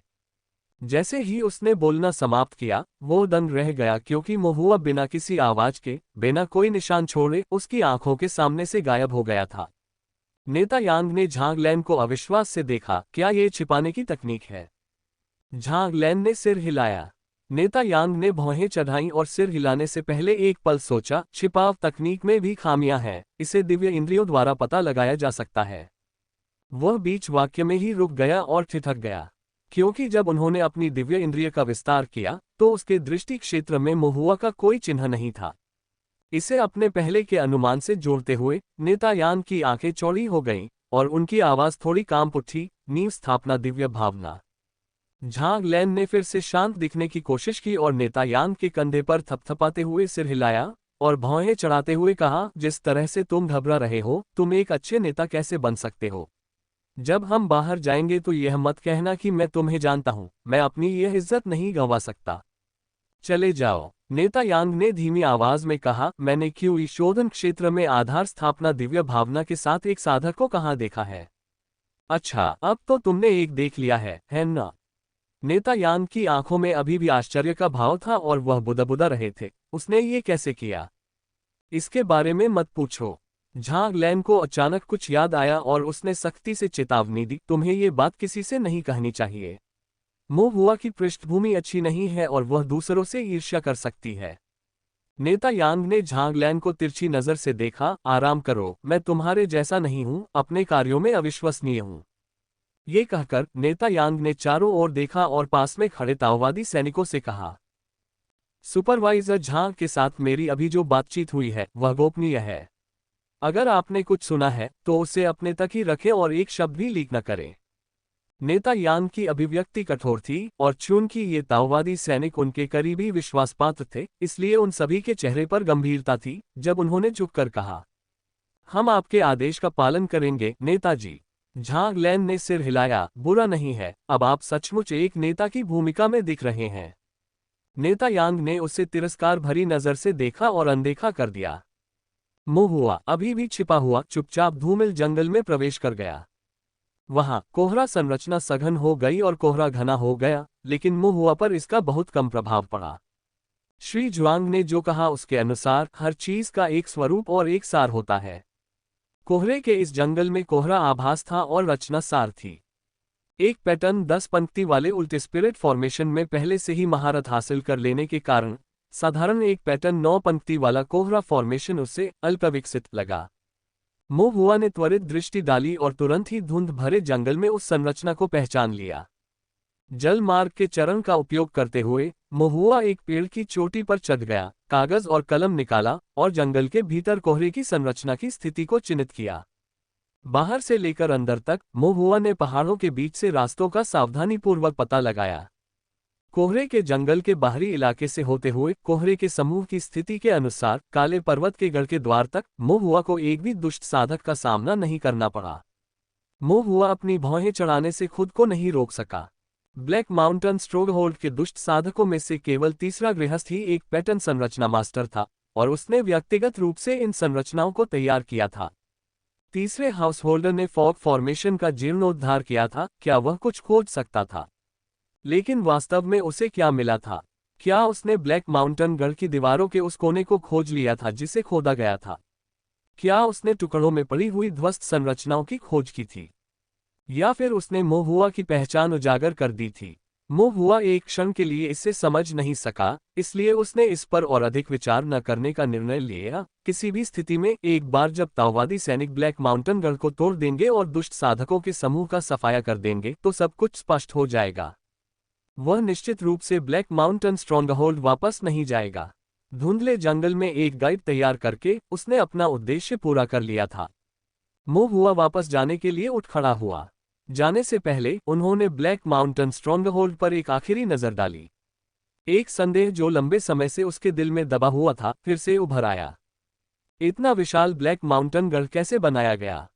धुंधले जंगल के किनारे नेता यांग काफी देर से इंतजार कर रहे थे। थोड़ी चिंता के साथ उन्होंने पूछा, कुछ गड़बड़ तो नहीं हुई है ना? झांग लैन ने एक क्षण सोचा और कहा, धुंधले जंगल में कोई हलचल नहीं हुई है, सब ठीक होना चाहिए। नेता यांग ने सिर हिलाया, फिर उत्सुकता से पूछा, क्या आप चिंतित नहीं हैं? अगर वह ब्लैक माउंटेन स्ट्रॉन्गहोल्ड में चला जाता तो मुझे थोड़ी चिंता होती, लेकिन फॉगी फॉरेस्ट इतना विशाल है कि वह भाग सकता है, छिप सकता है। हम अब भी उसका साथ देने के लिए यहाँ हैं। चिंता की कोई बात नहीं है। नेता यांग ने हिचकिचाते हुए कहा, क्या वह पहले भी ब्लैक माउंटेन स्ट्रॉन्गहोल्ड में गया है? झांग लैन ने सिर हिलाया, आपको जो खुफिया जानकारी मिली है वह सारी जानकारी उस बच्चे द्वारा इकट्ठा की गई थी जब वह चुपके से अंदर आया और कोनों से आपकी बातें सुनी। नेता यांग ने चौंकते हुए कहा, क्या आपने नहीं कहा था कि यह खुफिया जानकारी आपके ताओवादी सैनिक न्यायालय द्वारा प्रदान की गई थी? ओह! नेता यांग ने अपनी बात पूरी भी नहीं की थी कि उन्हें एहसास हुआ, झांग लैन तुम बेशर्म आदमी हो, तुमने उसे फिर से अपने ताओवादी दरबार का सदस्य बता दिया है ना?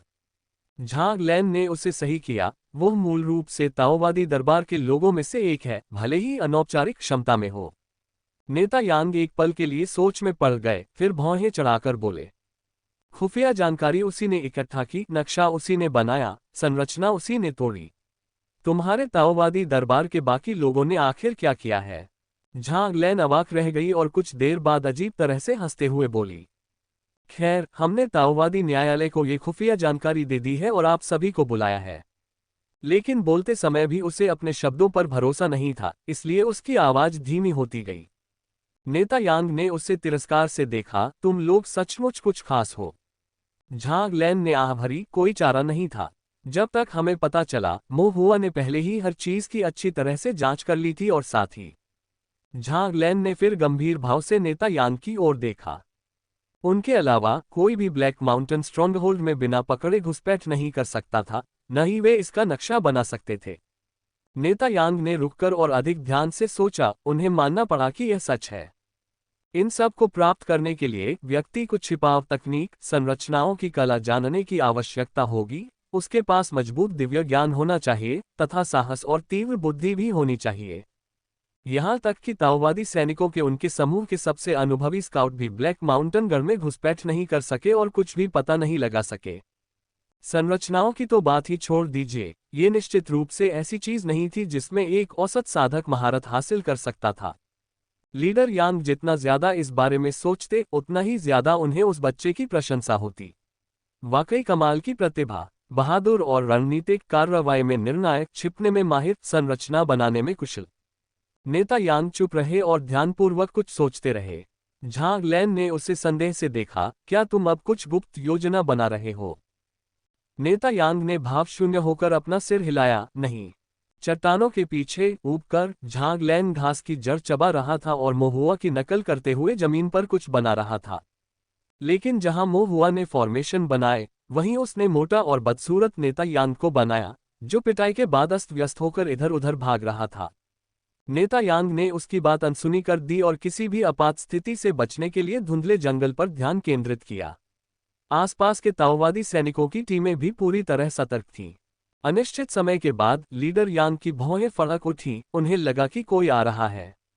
आंखों के लिए अदृश्य, दिव्य इंद्रियों के लिए अगोचर, लेकिन पैरों की धीमी आवाज सुनी जा सकती थी और जमीन पर कंकड़ थोड़े से डूबते हुए प्रतीत हो रहे थे। ऐसा लग रहा था जैसे कोई उनकी ओर कदम दर कदम बढ़ रहा है। जैसे ही वह व्यक्ति उसके करीब आया, वे उसकी आंखों के सामने प्रकट हो गए। छोटा और गोरा, साफ और सुंदर चेहरा वाला, वह मोहुआ था। नेता यांग ने राहत की सांस ली। मोहुआ ने मुस्कुराते हुए उसकी ओर हाथ बढ़ाया। उसके हाथ में एक नक्शा था जिसमें जंगल के रास्ते और विभिन्न कोहरे की संरचनाएं अंकित थीं। हो गया। नेता यांग ने एक नजर डाली और उनकी आंखें चमक उठीं। वे अपनी भावनाओं को व्यक्त करने से खुद को नहीं रोक सके। यह अच्छी बात है कि हमारे पास आप जैसा फॉर्मेशन मास्टर है, अन्यथा हमारे पास इस धुंधले जंगल के अंदरूनी हिस्सों को समझने का कोई तरीका नहीं होता। मोहुआ ने जवाब में खुशी से मुस्कुराया।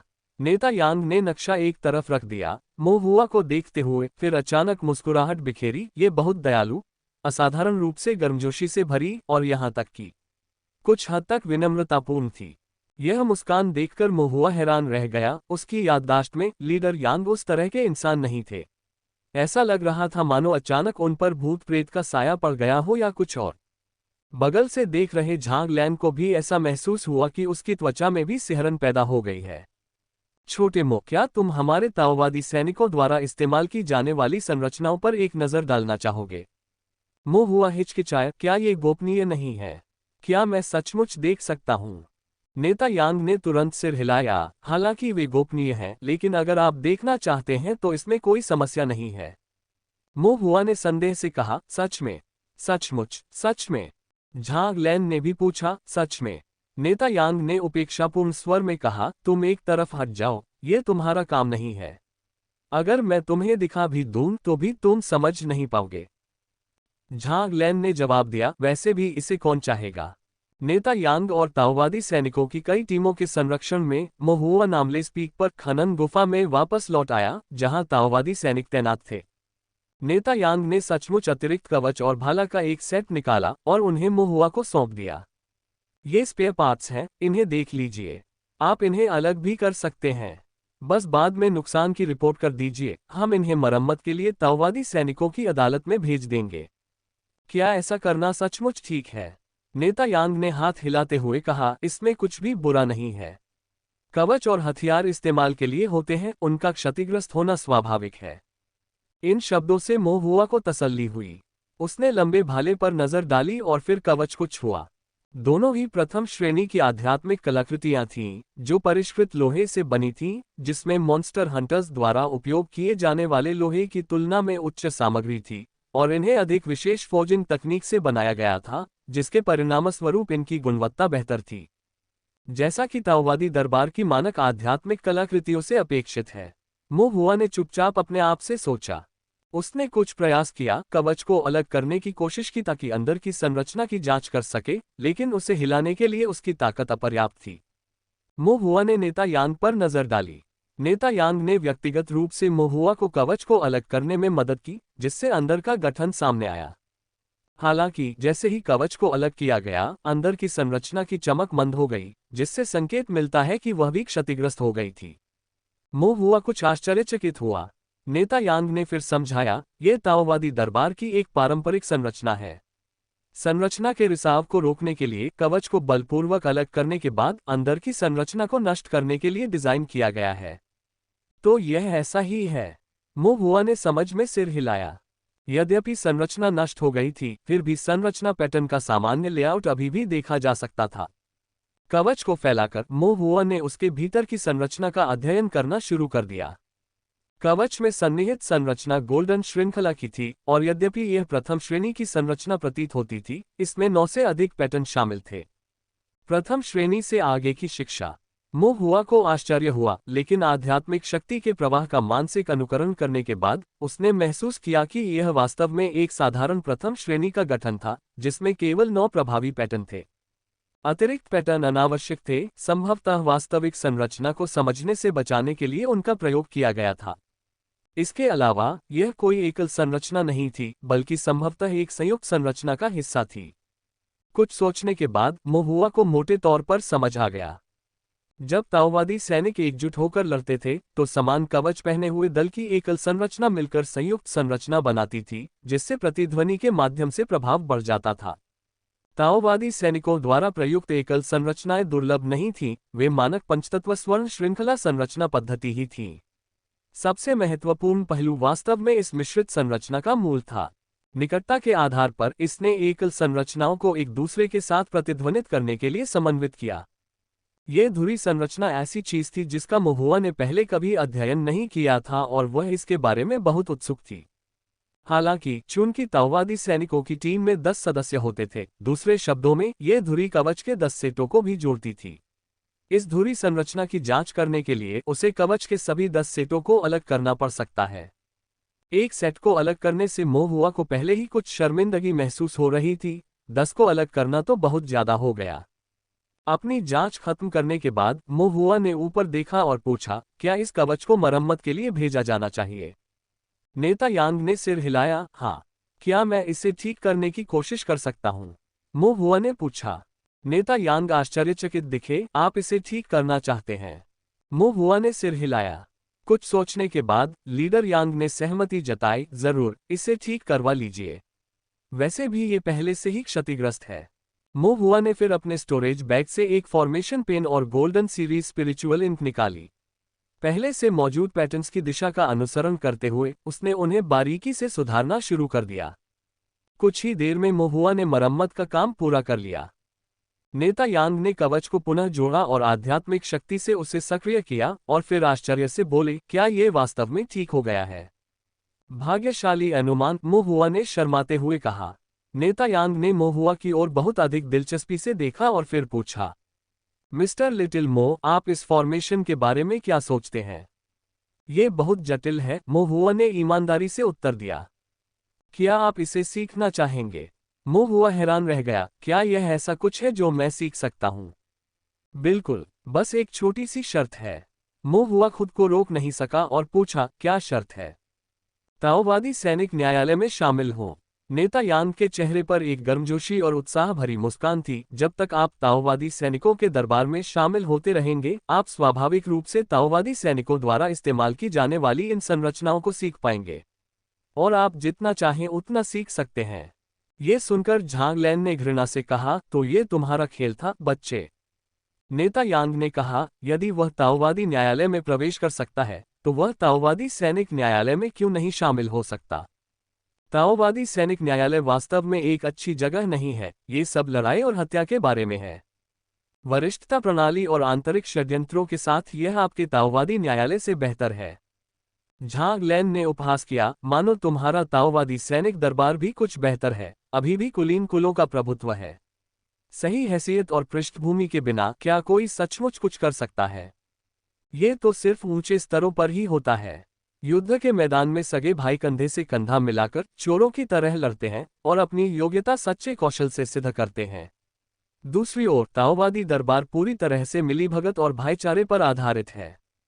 बकवास करना बंद करो। देखो, बिल्कुल सही कहा, अब तुम सब गुस्से में और शर्मिंदा हो। नेता यांग ने मजाक उड़ाया और फिर सुझाव दिया, जहां तक हैसियत और पृष्ठभूमि की बात है, वह कोई बड़ी बात नहीं है। बस तुम मेरे यांग परिवार में शादी कर लो। झांग लैन फिर से बोली, ये क्या बेतुके सपने देख रही हो? अगर किसी कुल में शादी की बात आए तो तुम्हारा यांग परिवार पहली पसंद तो नहीं होगा। मेरे झांग परिवार ने तो अभी तक बात भी नहीं की है ना? मोहुआ अपने झांग परिवार से जल पारगमन चरण सीख रहा है, इसलिए अगर कोई शादी होनी है तो वह झांग परिवार में ही होनी चाहिए। तुम्हारे यांग परिवार को क्या अधिकार है? क्योंकि यांग जियों का चेहरा बड़ा है। ताओवादी सैनिक न्यायालय में शामिल होकर मैं तुम्हें कवर कर लूंगा। नेता यांग ने आश्वासन में अपनी छाती थपथपाई। आप तो बस एक फाउंडेशन बिल्डिंग कल्टीवेटर है, क्या बड़ी बातें हैं? झांग लैन ने उपहास किया। नेता यांग ने झांगलैन को घूरते हुए कहा, हालांकि मैं केवल फाउंडेशन स्थापना स्तर पर हूं, लेकिन ऐसे लोग भी हैं जो उस स्तर पर भी नहीं हैं। झांगलैन उससे बहस नहीं करना चाहती थी, लेकिन गंभीरता से बोली। मो हुआ का जन्म कमजोर शरीर के साथ हुआ था, वह शारीरिक शोधन नहीं कर सकता। ताओवादी सैनिकों के साथ युद्ध के मैदान की अराजकता में लड़ना बेहद खतरनाक है। जाहिर है, मैं उससे ऐसा कुछ नहीं करने दूंगा, लीडर यांग ने कहा। सैन्य अभियानों में सबसे मुश्किल काम होता है अपने दुश्मन को जानो, खुद को जानो। वह छिपने की तकनीक जानता है। आगे बढ़ते हुए वह इसका इस्तेमाल दुश्मन की खुफिया जानकारी को छिपाने और टोल लेने के लिए कर सकता है, और पीछे हटते हुए वह अपनी सुरक्षा के लिए भी छिपने की तकनीक पर भरोसा कर सकता है। दुश्मन की खुफिया जानकारी जुटाना खतरनाक नहीं है, तो फिर दुश्मन की खुफिया जानकारी जुटाने की बात ही न करें। नेता यांग ने एक बड़ा कदम पीछे हटते हुए स्पष्ट रूप से कहा, बस फॉर्मेशन बनाना ही ठीक है। मो हुआ खुद को ये पूछे बिना नहीं रह सका, क्या ताओवादी सैनिक न्यायालय में भी फॉर्मेशन मास्टर्स की कमी है? नेता यांग ने स्पष्टता से जवाब दिया, ऐसा नहीं है कि हमारे पास विशेष रूप से उनकी कमी है। झांगलैन हंसी, उसकी बकवास मत सुनो। साधना जगत में गठन गुरु कहाँ दुर्लभ नहीं है। यहाँ तक कि वे दुष्ट साधक भी, जिन्होंने काले पर्वत के गढ़ का निर्माण किया था, तीसरे गृहस्थ के उस दुष्ट गठन गुरु पर निर्भर करते हैं, है ना? ताओवादी सैनिक न्यायालय जैसी जगह का तो जिक्र ही न करे, जो गंदी, थका देने वाली और लगातार जान जोखिम में डालने वाली होती है।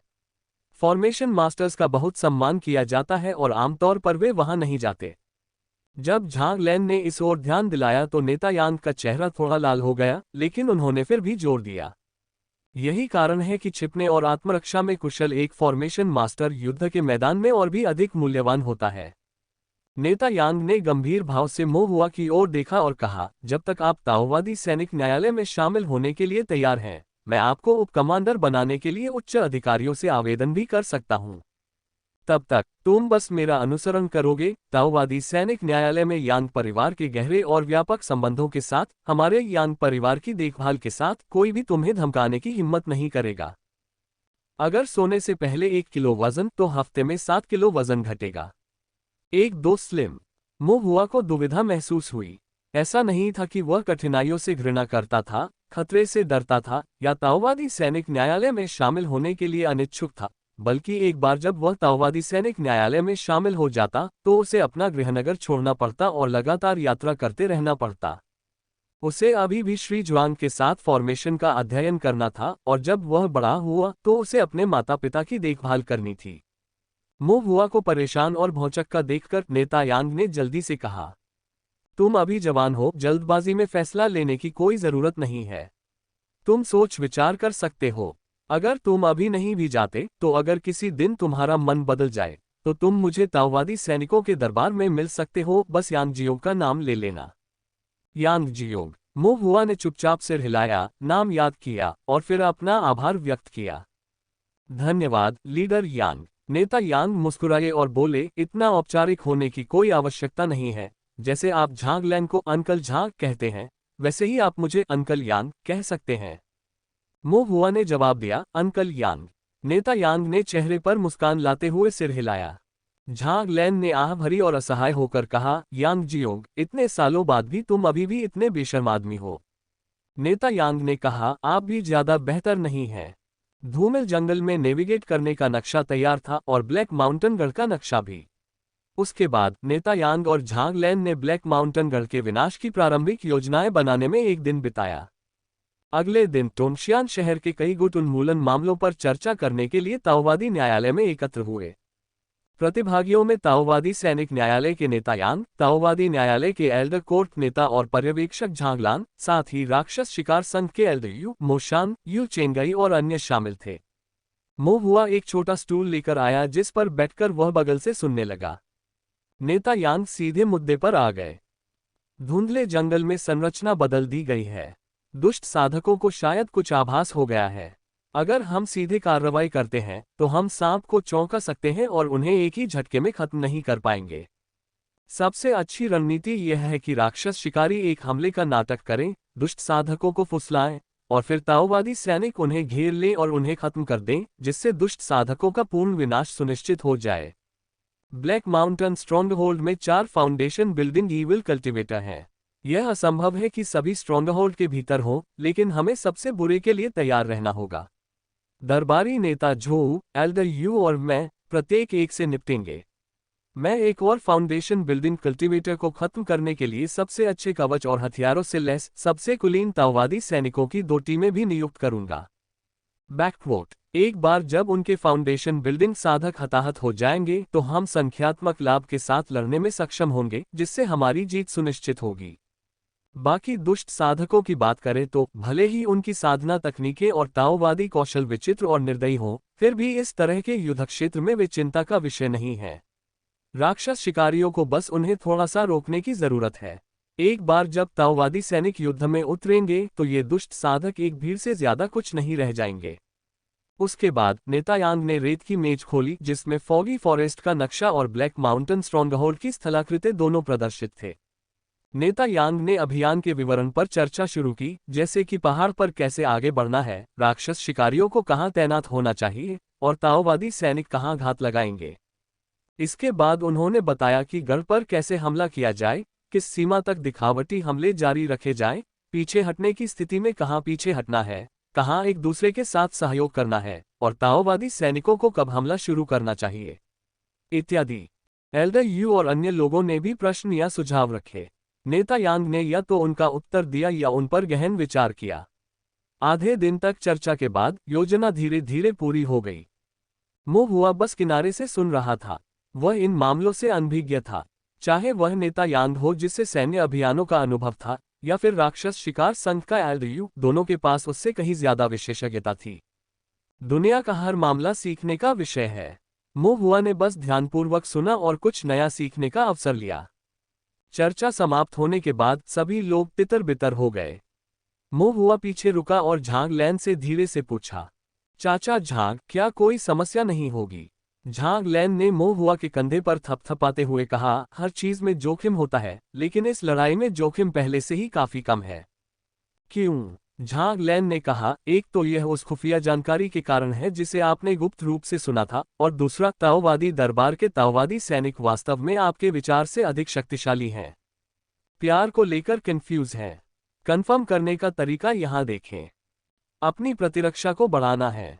इन आयुर्वेदिक टिप्स को आजमाएं। मो हुआ कुछ उलझन में था, क्या वे सचमुच इतने मजबूत हैं? निस्संदेह, झांग लैन ने कहा, ताओवादी दरबार द्वारा साधना जगत का एकीकरण उसके शक्तिशाली ताओवादी सैनिकों पर निर्भर करता है। सैकड़ों की टुकड़ियां या यहां तक कि ताओवादी सैनिकों से युक्त बड़े पैमाने के अभियान सामान्य साधकों के युद्धों से बिल्कुल अलग होते हैं। मो हुआ ने स्वयं ऐसा कभी नहीं देखा था और उसे पूरी तरह से समझ नहीं आया था, लेकिन फिर भी उसने अपना सिर हिलाया और कुछ राहत महसूस की। नेता यांग निर्णायक थे और एक बार योजना पूरी तरह तैयार हो जाने के बाद 2 दिनों के भीतर किसानों को तैनात कर दिया गया। सुबह 6 बजे से पहले, जब आकाश अभी भी उज्जवल नहीं था, 300 अनुभवी क्यूई रिफाइनिंग 9वें स्तर के राक्षस शिकारी और 300 अच्छी तरह से प्रशिक्षित ताओवादी सैनिक धुंधले आकाश की आड़ में नेता यांग, एल्डर यू और कोर्ट लीडर झो के नेतृत्व में चुपचाप गहरे पहाड़ों की ओर बढ़ रहे थे। मो हुआ भी जाना चाहता था, लेकिन सभी ने उसका कड़ा विरोध किया। न केवल उसके पिता मोशान ने उसे मना किया, बल्कि दरबारी नेता झो, झांग लैन, एल्डर यू चेंगई और यहां तक कि नेता यांग भी नहीं चाहते थे कि वह जाए। यदि उन्हें चोट लग जाए तो कोई खास फर्क नहीं पड़ेगा, लेकिन यदि मो हुआ को चोट लग जाए तो ये गंभीर मामला होगा। मो हुआ के पास नामलेस पीक पर ताओवादी सैनिकों के शिविर में ईमानदारी से रहने के अलावा कोई विकल्प नहीं था। शिविर एना माउंटेन में था, जो अपेक्षाकृत सुरक्षित था, और इसके अलावा यदि उन्हें ब्लैक माउंटेन स्ट्रॉन्गहोल्ड पर हमले के दौरान किसी भी मुश्किल संरचना का सामना करना पड़ा, तो वे वापस आ सकते थे और मो हुआ से सलाह मांग सकते थे। कुछ ताओवादी सैनिक भी शिविर की रक्षा करने और मो हुआ की रक्षा करने के लिए शिविर में ही रहे। मो हुआ पूरी रात शिविर में ही रहा, सो नहीं पाया। वह अपनी चेतना के सागर में ताओवादी स्तंभ पर तब तक साधना करता रहा जब तक भोर नहीं हो गई। तभी दूर से एक हलचल सुनाई दी। बहुत दूर से भी युद्ध की धीमी आवाजें उसे सुनाई देती थीं, जो गंभीर हत्या के इरादे से भरी थीं। अपनी दिव्य इंद्रिय से बिना कुछ महसूस किए भी वह तीव्र आध्यात्मिक शक्ति के उतार चढ़ाव की लहरें महसूस कर सकता था। ये बड़ी संख्या में क्यूई शोधन 9वें स्तर के साधकों का भयंकर युद्ध था, साथ ही आधार निर्माण साधक भी अपनी पूरी शक्ति का प्रयोग कर रहे थे। मो हुआ ने अपनी भौहें सिकोड़ ली और चिंतित होने लगा। उनके पिता मो शान और उनके कई चाचा, जिनके साथ उनके अच्छे संबंध थे, गहरे पहाड़ों के अंदर उन क्रूर दुष्ट साधकों से लड़ रहे थे। मो हुआ देखना चाहता था, लेकिन उसने खुद को रोक लिया।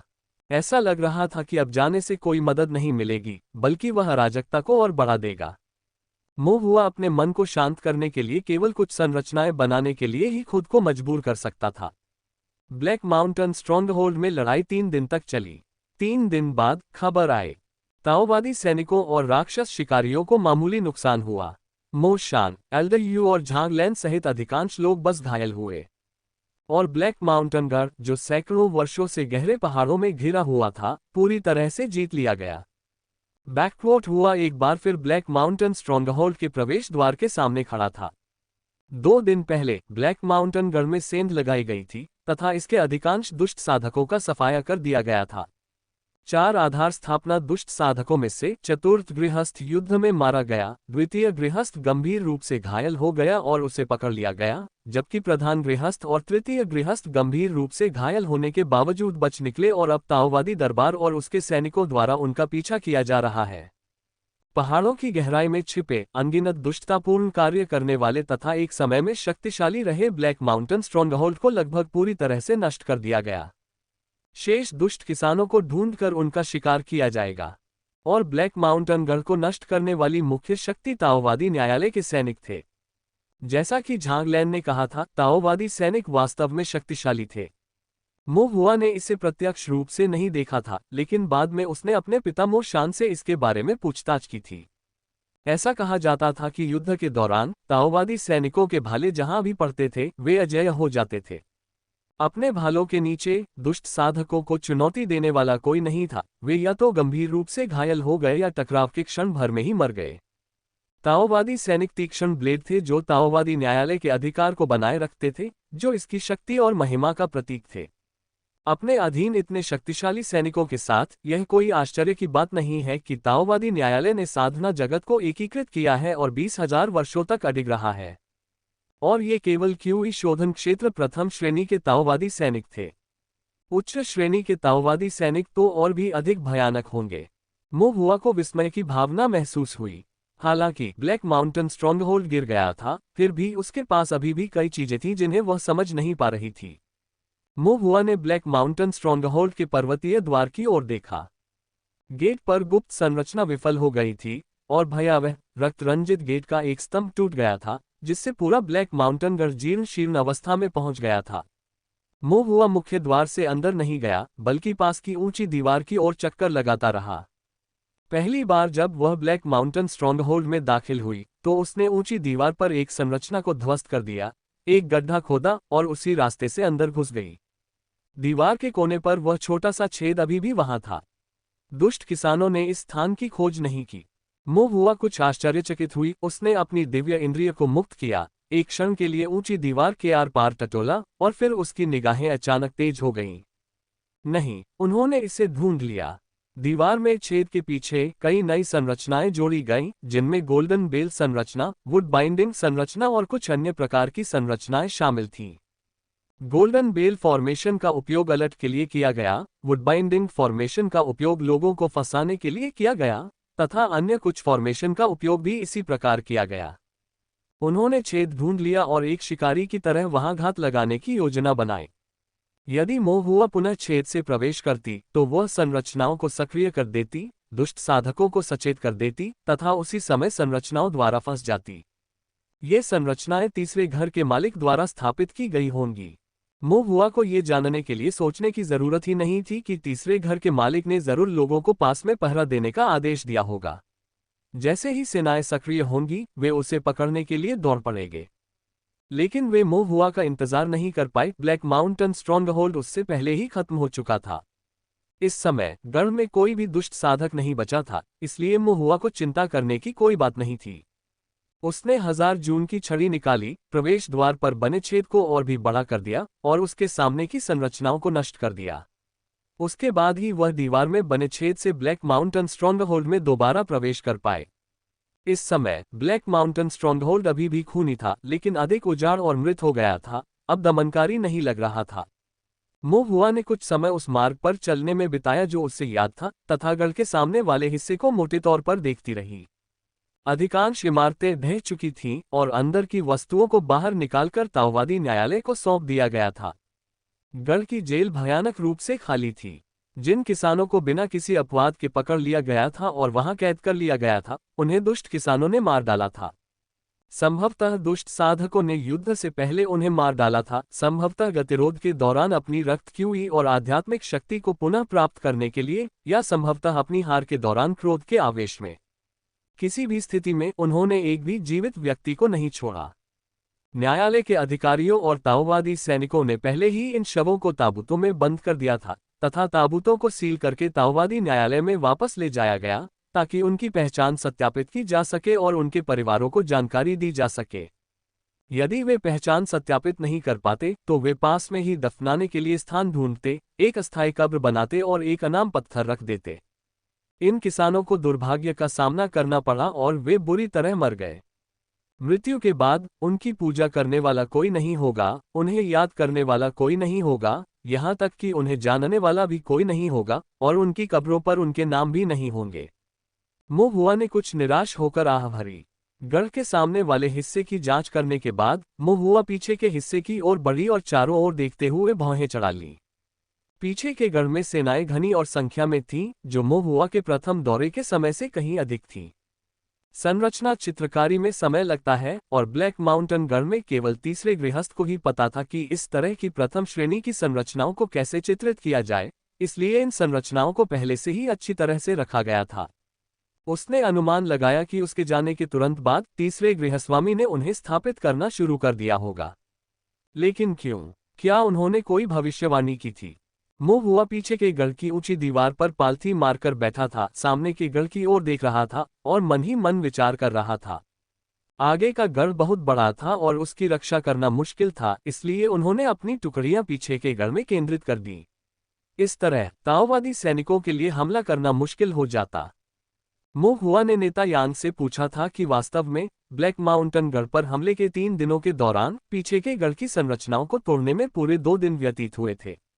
दुष्ट साधकों की गतिविधियां ऐसी थीं मानो उन्हें पता हो कि उन पर हमला होगा और वे उसका मुकाबला नहीं कर सकते, इसलिए उन्होंने पीछे के गढ़ में पहले से ही सेनाएं स्थापित कर लीं और मृत्यु तक प्रतिरोध करने की इच्छा व्यक्त की।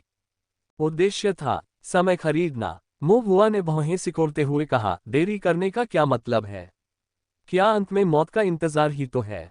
क्या ये कीमिया के लिए समय में देरी हो सकती है? मोहुआ मुड़ा और फिर से पिल रूम की ओर चल पड़ा। बीस्ट गेट लगभग नष्ट हो चुका था और सामने की संरचना भी बलपूर्वक भंग हो चुकी थी। ऐसा लगता है कि ताओवादी सैनिकों ने भी हमला कर दिया था। मोहुआ पिल रूम में चला गया। मुख्य स्तंभ ढह रहे थे, जमीन में दरारें पड़ गई थीं और फाउंडेशन बिल्डिंग कल्टीवेटर्स ने अपनी पूरी ताकत से यहां कदम रखा था। हर जगह खून बिखरा हुआ था। यह अनिश्चित था कि यह मनुष्यों का था या राक्षसों का। केंद्रीय श्वेत अस्थि गोली भट्ठी को भी क्षतिग्रस्त कर दिया गया। पहले एक लंबे भाले से छेद दिया गया और फिर ढक्कन के आधे हिस्से को चाकू से काट दिया गया, जिससे अंदर की हड्डी की बाधा दिखाई दी। साथ ही हड्डी की बाधा पर खूनी दुष्ट संरचना भी दिखाई दी। भट्टी के अंदर कुछ मछली जैसा गाढ़ा तरल पदार्थ था, शायद ह्यूमन लाइफ पिल के मिश्रण का अवशेष। बस सूंघने से ही उल्टी आने लगती थी। सच में क्या कोई ऐसी चीज निगल सकता है?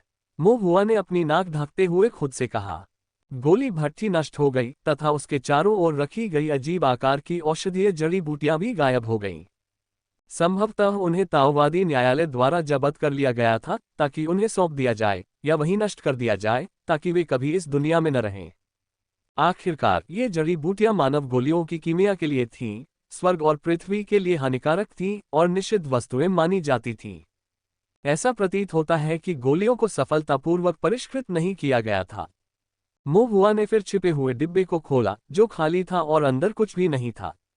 न ही गृहस्वामी ने यहाँ कुछ छोड़ा था। बेशक ये सामान्य बात थी। अगर एक बार चोरी होने के बाद भी आप चीजें उसी जगह छिपाते हैं तो यह वाकई गृहस्वामी को मूर्ख बनाता है। मोहुआ ने पुनः गढ़ के चारों ओर देखा और कई गुप्त कक्षों की खोज की जो एकांत साधना के लिए बनाए गए थे। वहां एक खजाना कक्ष भी खाली था, जो संभवतः खजाने का भंडार था, लेकिन ताओवादी सैनिक न्यायालय द्वारा उसे भी खाली करा दिया गया था। इसके अलावा गढ़ के बारे में और कुछ खास नहीं था। मोहुआ ने पूरी घटना पर ध्यानपूर्वक विचार किया।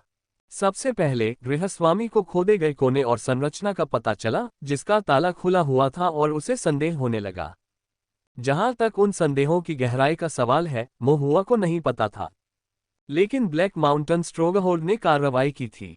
उन्होंने सबसे पहले धूमिल वन की संरचना में परिवर्तन किया और अधिक धूमिल संरचनाएं स्थापित की, तथा उसके बाद उन्होंने अपने गढ़ की संरचना को मजबूत किया। लेकिन इसका कोई फायदा नहीं हुआ। जब ताओवादी सैनिक आए तो ऐसा लगा कि उन्होंने हमले को कुछ समय के लिए टाल दिया, लेकिन वे उन्हें ज्यादा देर तक रोक नहीं पाए, और यद्यपि उन्होंने बचाव की कोशिश की, लेकिन अंत में वे टिक नहीं पाए। जैसा कि अपेक्षित था, ब्लैक माउंटेन स्ट्रॉन्गहोल्ड नष्ट हो गया। इसे देखने पर तो सब कुछ उचित लगता था, लेकिन इसे याद करने पर यह असंगत लगता था।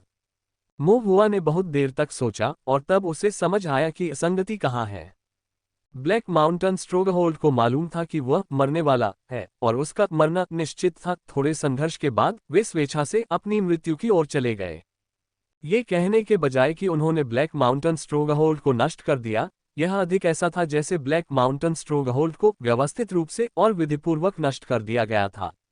ऐसा लगा जैसे किसी अदृश्य हाथ ने चुपचाप ब्लैक माउंटेन स्ट्रॉन्गहोल्ड को चाकू की धार पर धकेल दिया हो, और फिर स्वाभाविक रूप से ब्लैक माउंटेन स्ट्रॉन्गहोल्ड ने सीधे तौर पर खुद को फांसी की सजा के लिए, यानी अपना सिर कलम करने के लिए ले लिया। मोहुआ की भौहें और भी तन गईं। वह पिल रूम से बाहर निकला और ब्लैक माउंटेन स्ट्रॉन्गहोल्ड को एक नज़र में देखने के लिए एक ऊंचे स्थान पर चढ़ गया। दो घेरने वाले पहाड़ों के बीच बसा ब्लैक माउंटेन स्ट्रॉन्गहोल्ड एक विशाल क्षेत्र में फैला हुआ था। उनकी पहले वाली उलझन फिर उभर आई। इतना बड़ा ब्लैक माउंटेन गढ़ आखिर कैसे बनाया गया? ये गढ़ बहुत बड़ा था, जिसमें अनगिनत संरचनाएं थीं, जिसके निर्माण के लिए भारी मात्रा में जनशक्ति और संसाधनों की आवश्यकता थी, खासकर गहरे पहाड़ों में इतने दुर्गम स्थान पर। क्या उन दुष्ट साधकों ने सचमुच इसे अकेले बनाया होगा? मोहुआ की भौहें सिकुड़ गईं। क्या ब्लैक माउंटेन स्ट्रॉन्गहोल्ड के पीछे कोई गुप्त समर्थन प्रदान कर रहा है? यदि वास्तव में कोई गुप्त सहायता प्रदान कर रहा था, तो वह टोंगशियान शहर के भीतर की कोई शक्ति होनी चाहिए, क्योंकि यह बिग ब्लैक माउंटेन के सबसे नजदीक है, जिससे गुप्त संचार सबसे सुविधाजनक है। मोहुआ की निगाहें और अधिक तीव्र हो गईं। पहला संदिग्ध जो उसके दिमाग में आया वह कियान परिवार था। कियान परिवार की गहन पृष्ठभूमि और बेईमान तरीकों को देखते हुए मोहुआ को बिल्कुल भी आश्चर्य नहीं होगा यदि वे इसके पीछे हों। लेकिन आगे सोचने पर यह सही नहीं लगा। कम से कम फिलहाल तो जो कुछ देखा जा सकता है, उससे दोनों पक्षों के बीच कोई संबंध नहीं दिखता। कियान परिवार का ब्लैक माउंटेन गढ़ के साथ कोई लेन देन नहीं था, और गढ़ में कियान परिवार का कोई साधक नहीं था। यदि वह कियान परिवार को सिर्फ इसलिए दोषी ठहराता क्योंकि वह उनसे द्वेष रखता था और उनसे घृणा करता था, तो ये पक्षपातपूर्ण होगा। लेकिन अगर कियान परिवार नहीं, तो फिर यह और कौन हो सकता है? कियान परिवार के अलावा तोंगशियान शहर में अन्य प्रभावशाली शक्तियां भी थीं, जैसे कि अन परिवार और तोंगशियान गेट। लेकिन ब्लैक माउंटेन स्ट्रॉन्गहोल्ड का समर्थन करने से उन्हें किसी भी तरह से लाभ नहीं हुआ। इसके अलावा अपनी शक्ति के बल पर वे चाहकर भी इसका समर्थन नहीं कर पाएंगे। आन परिवार लगातार कियान परिवार द्वारा दबाया जा रहा था और जीवित रहने के लिए केवल खाद्य भवन पर ही निर्भर था। अगर वे सचमुच दुष्ट साधकों के इतने बड़े समूह का पालन पोषण कर रहे होते, तो वे कियान परिवार से बदला ले लेते और बहुत पहले ही अपनी स्थिति फिर से हासिल कर लेते।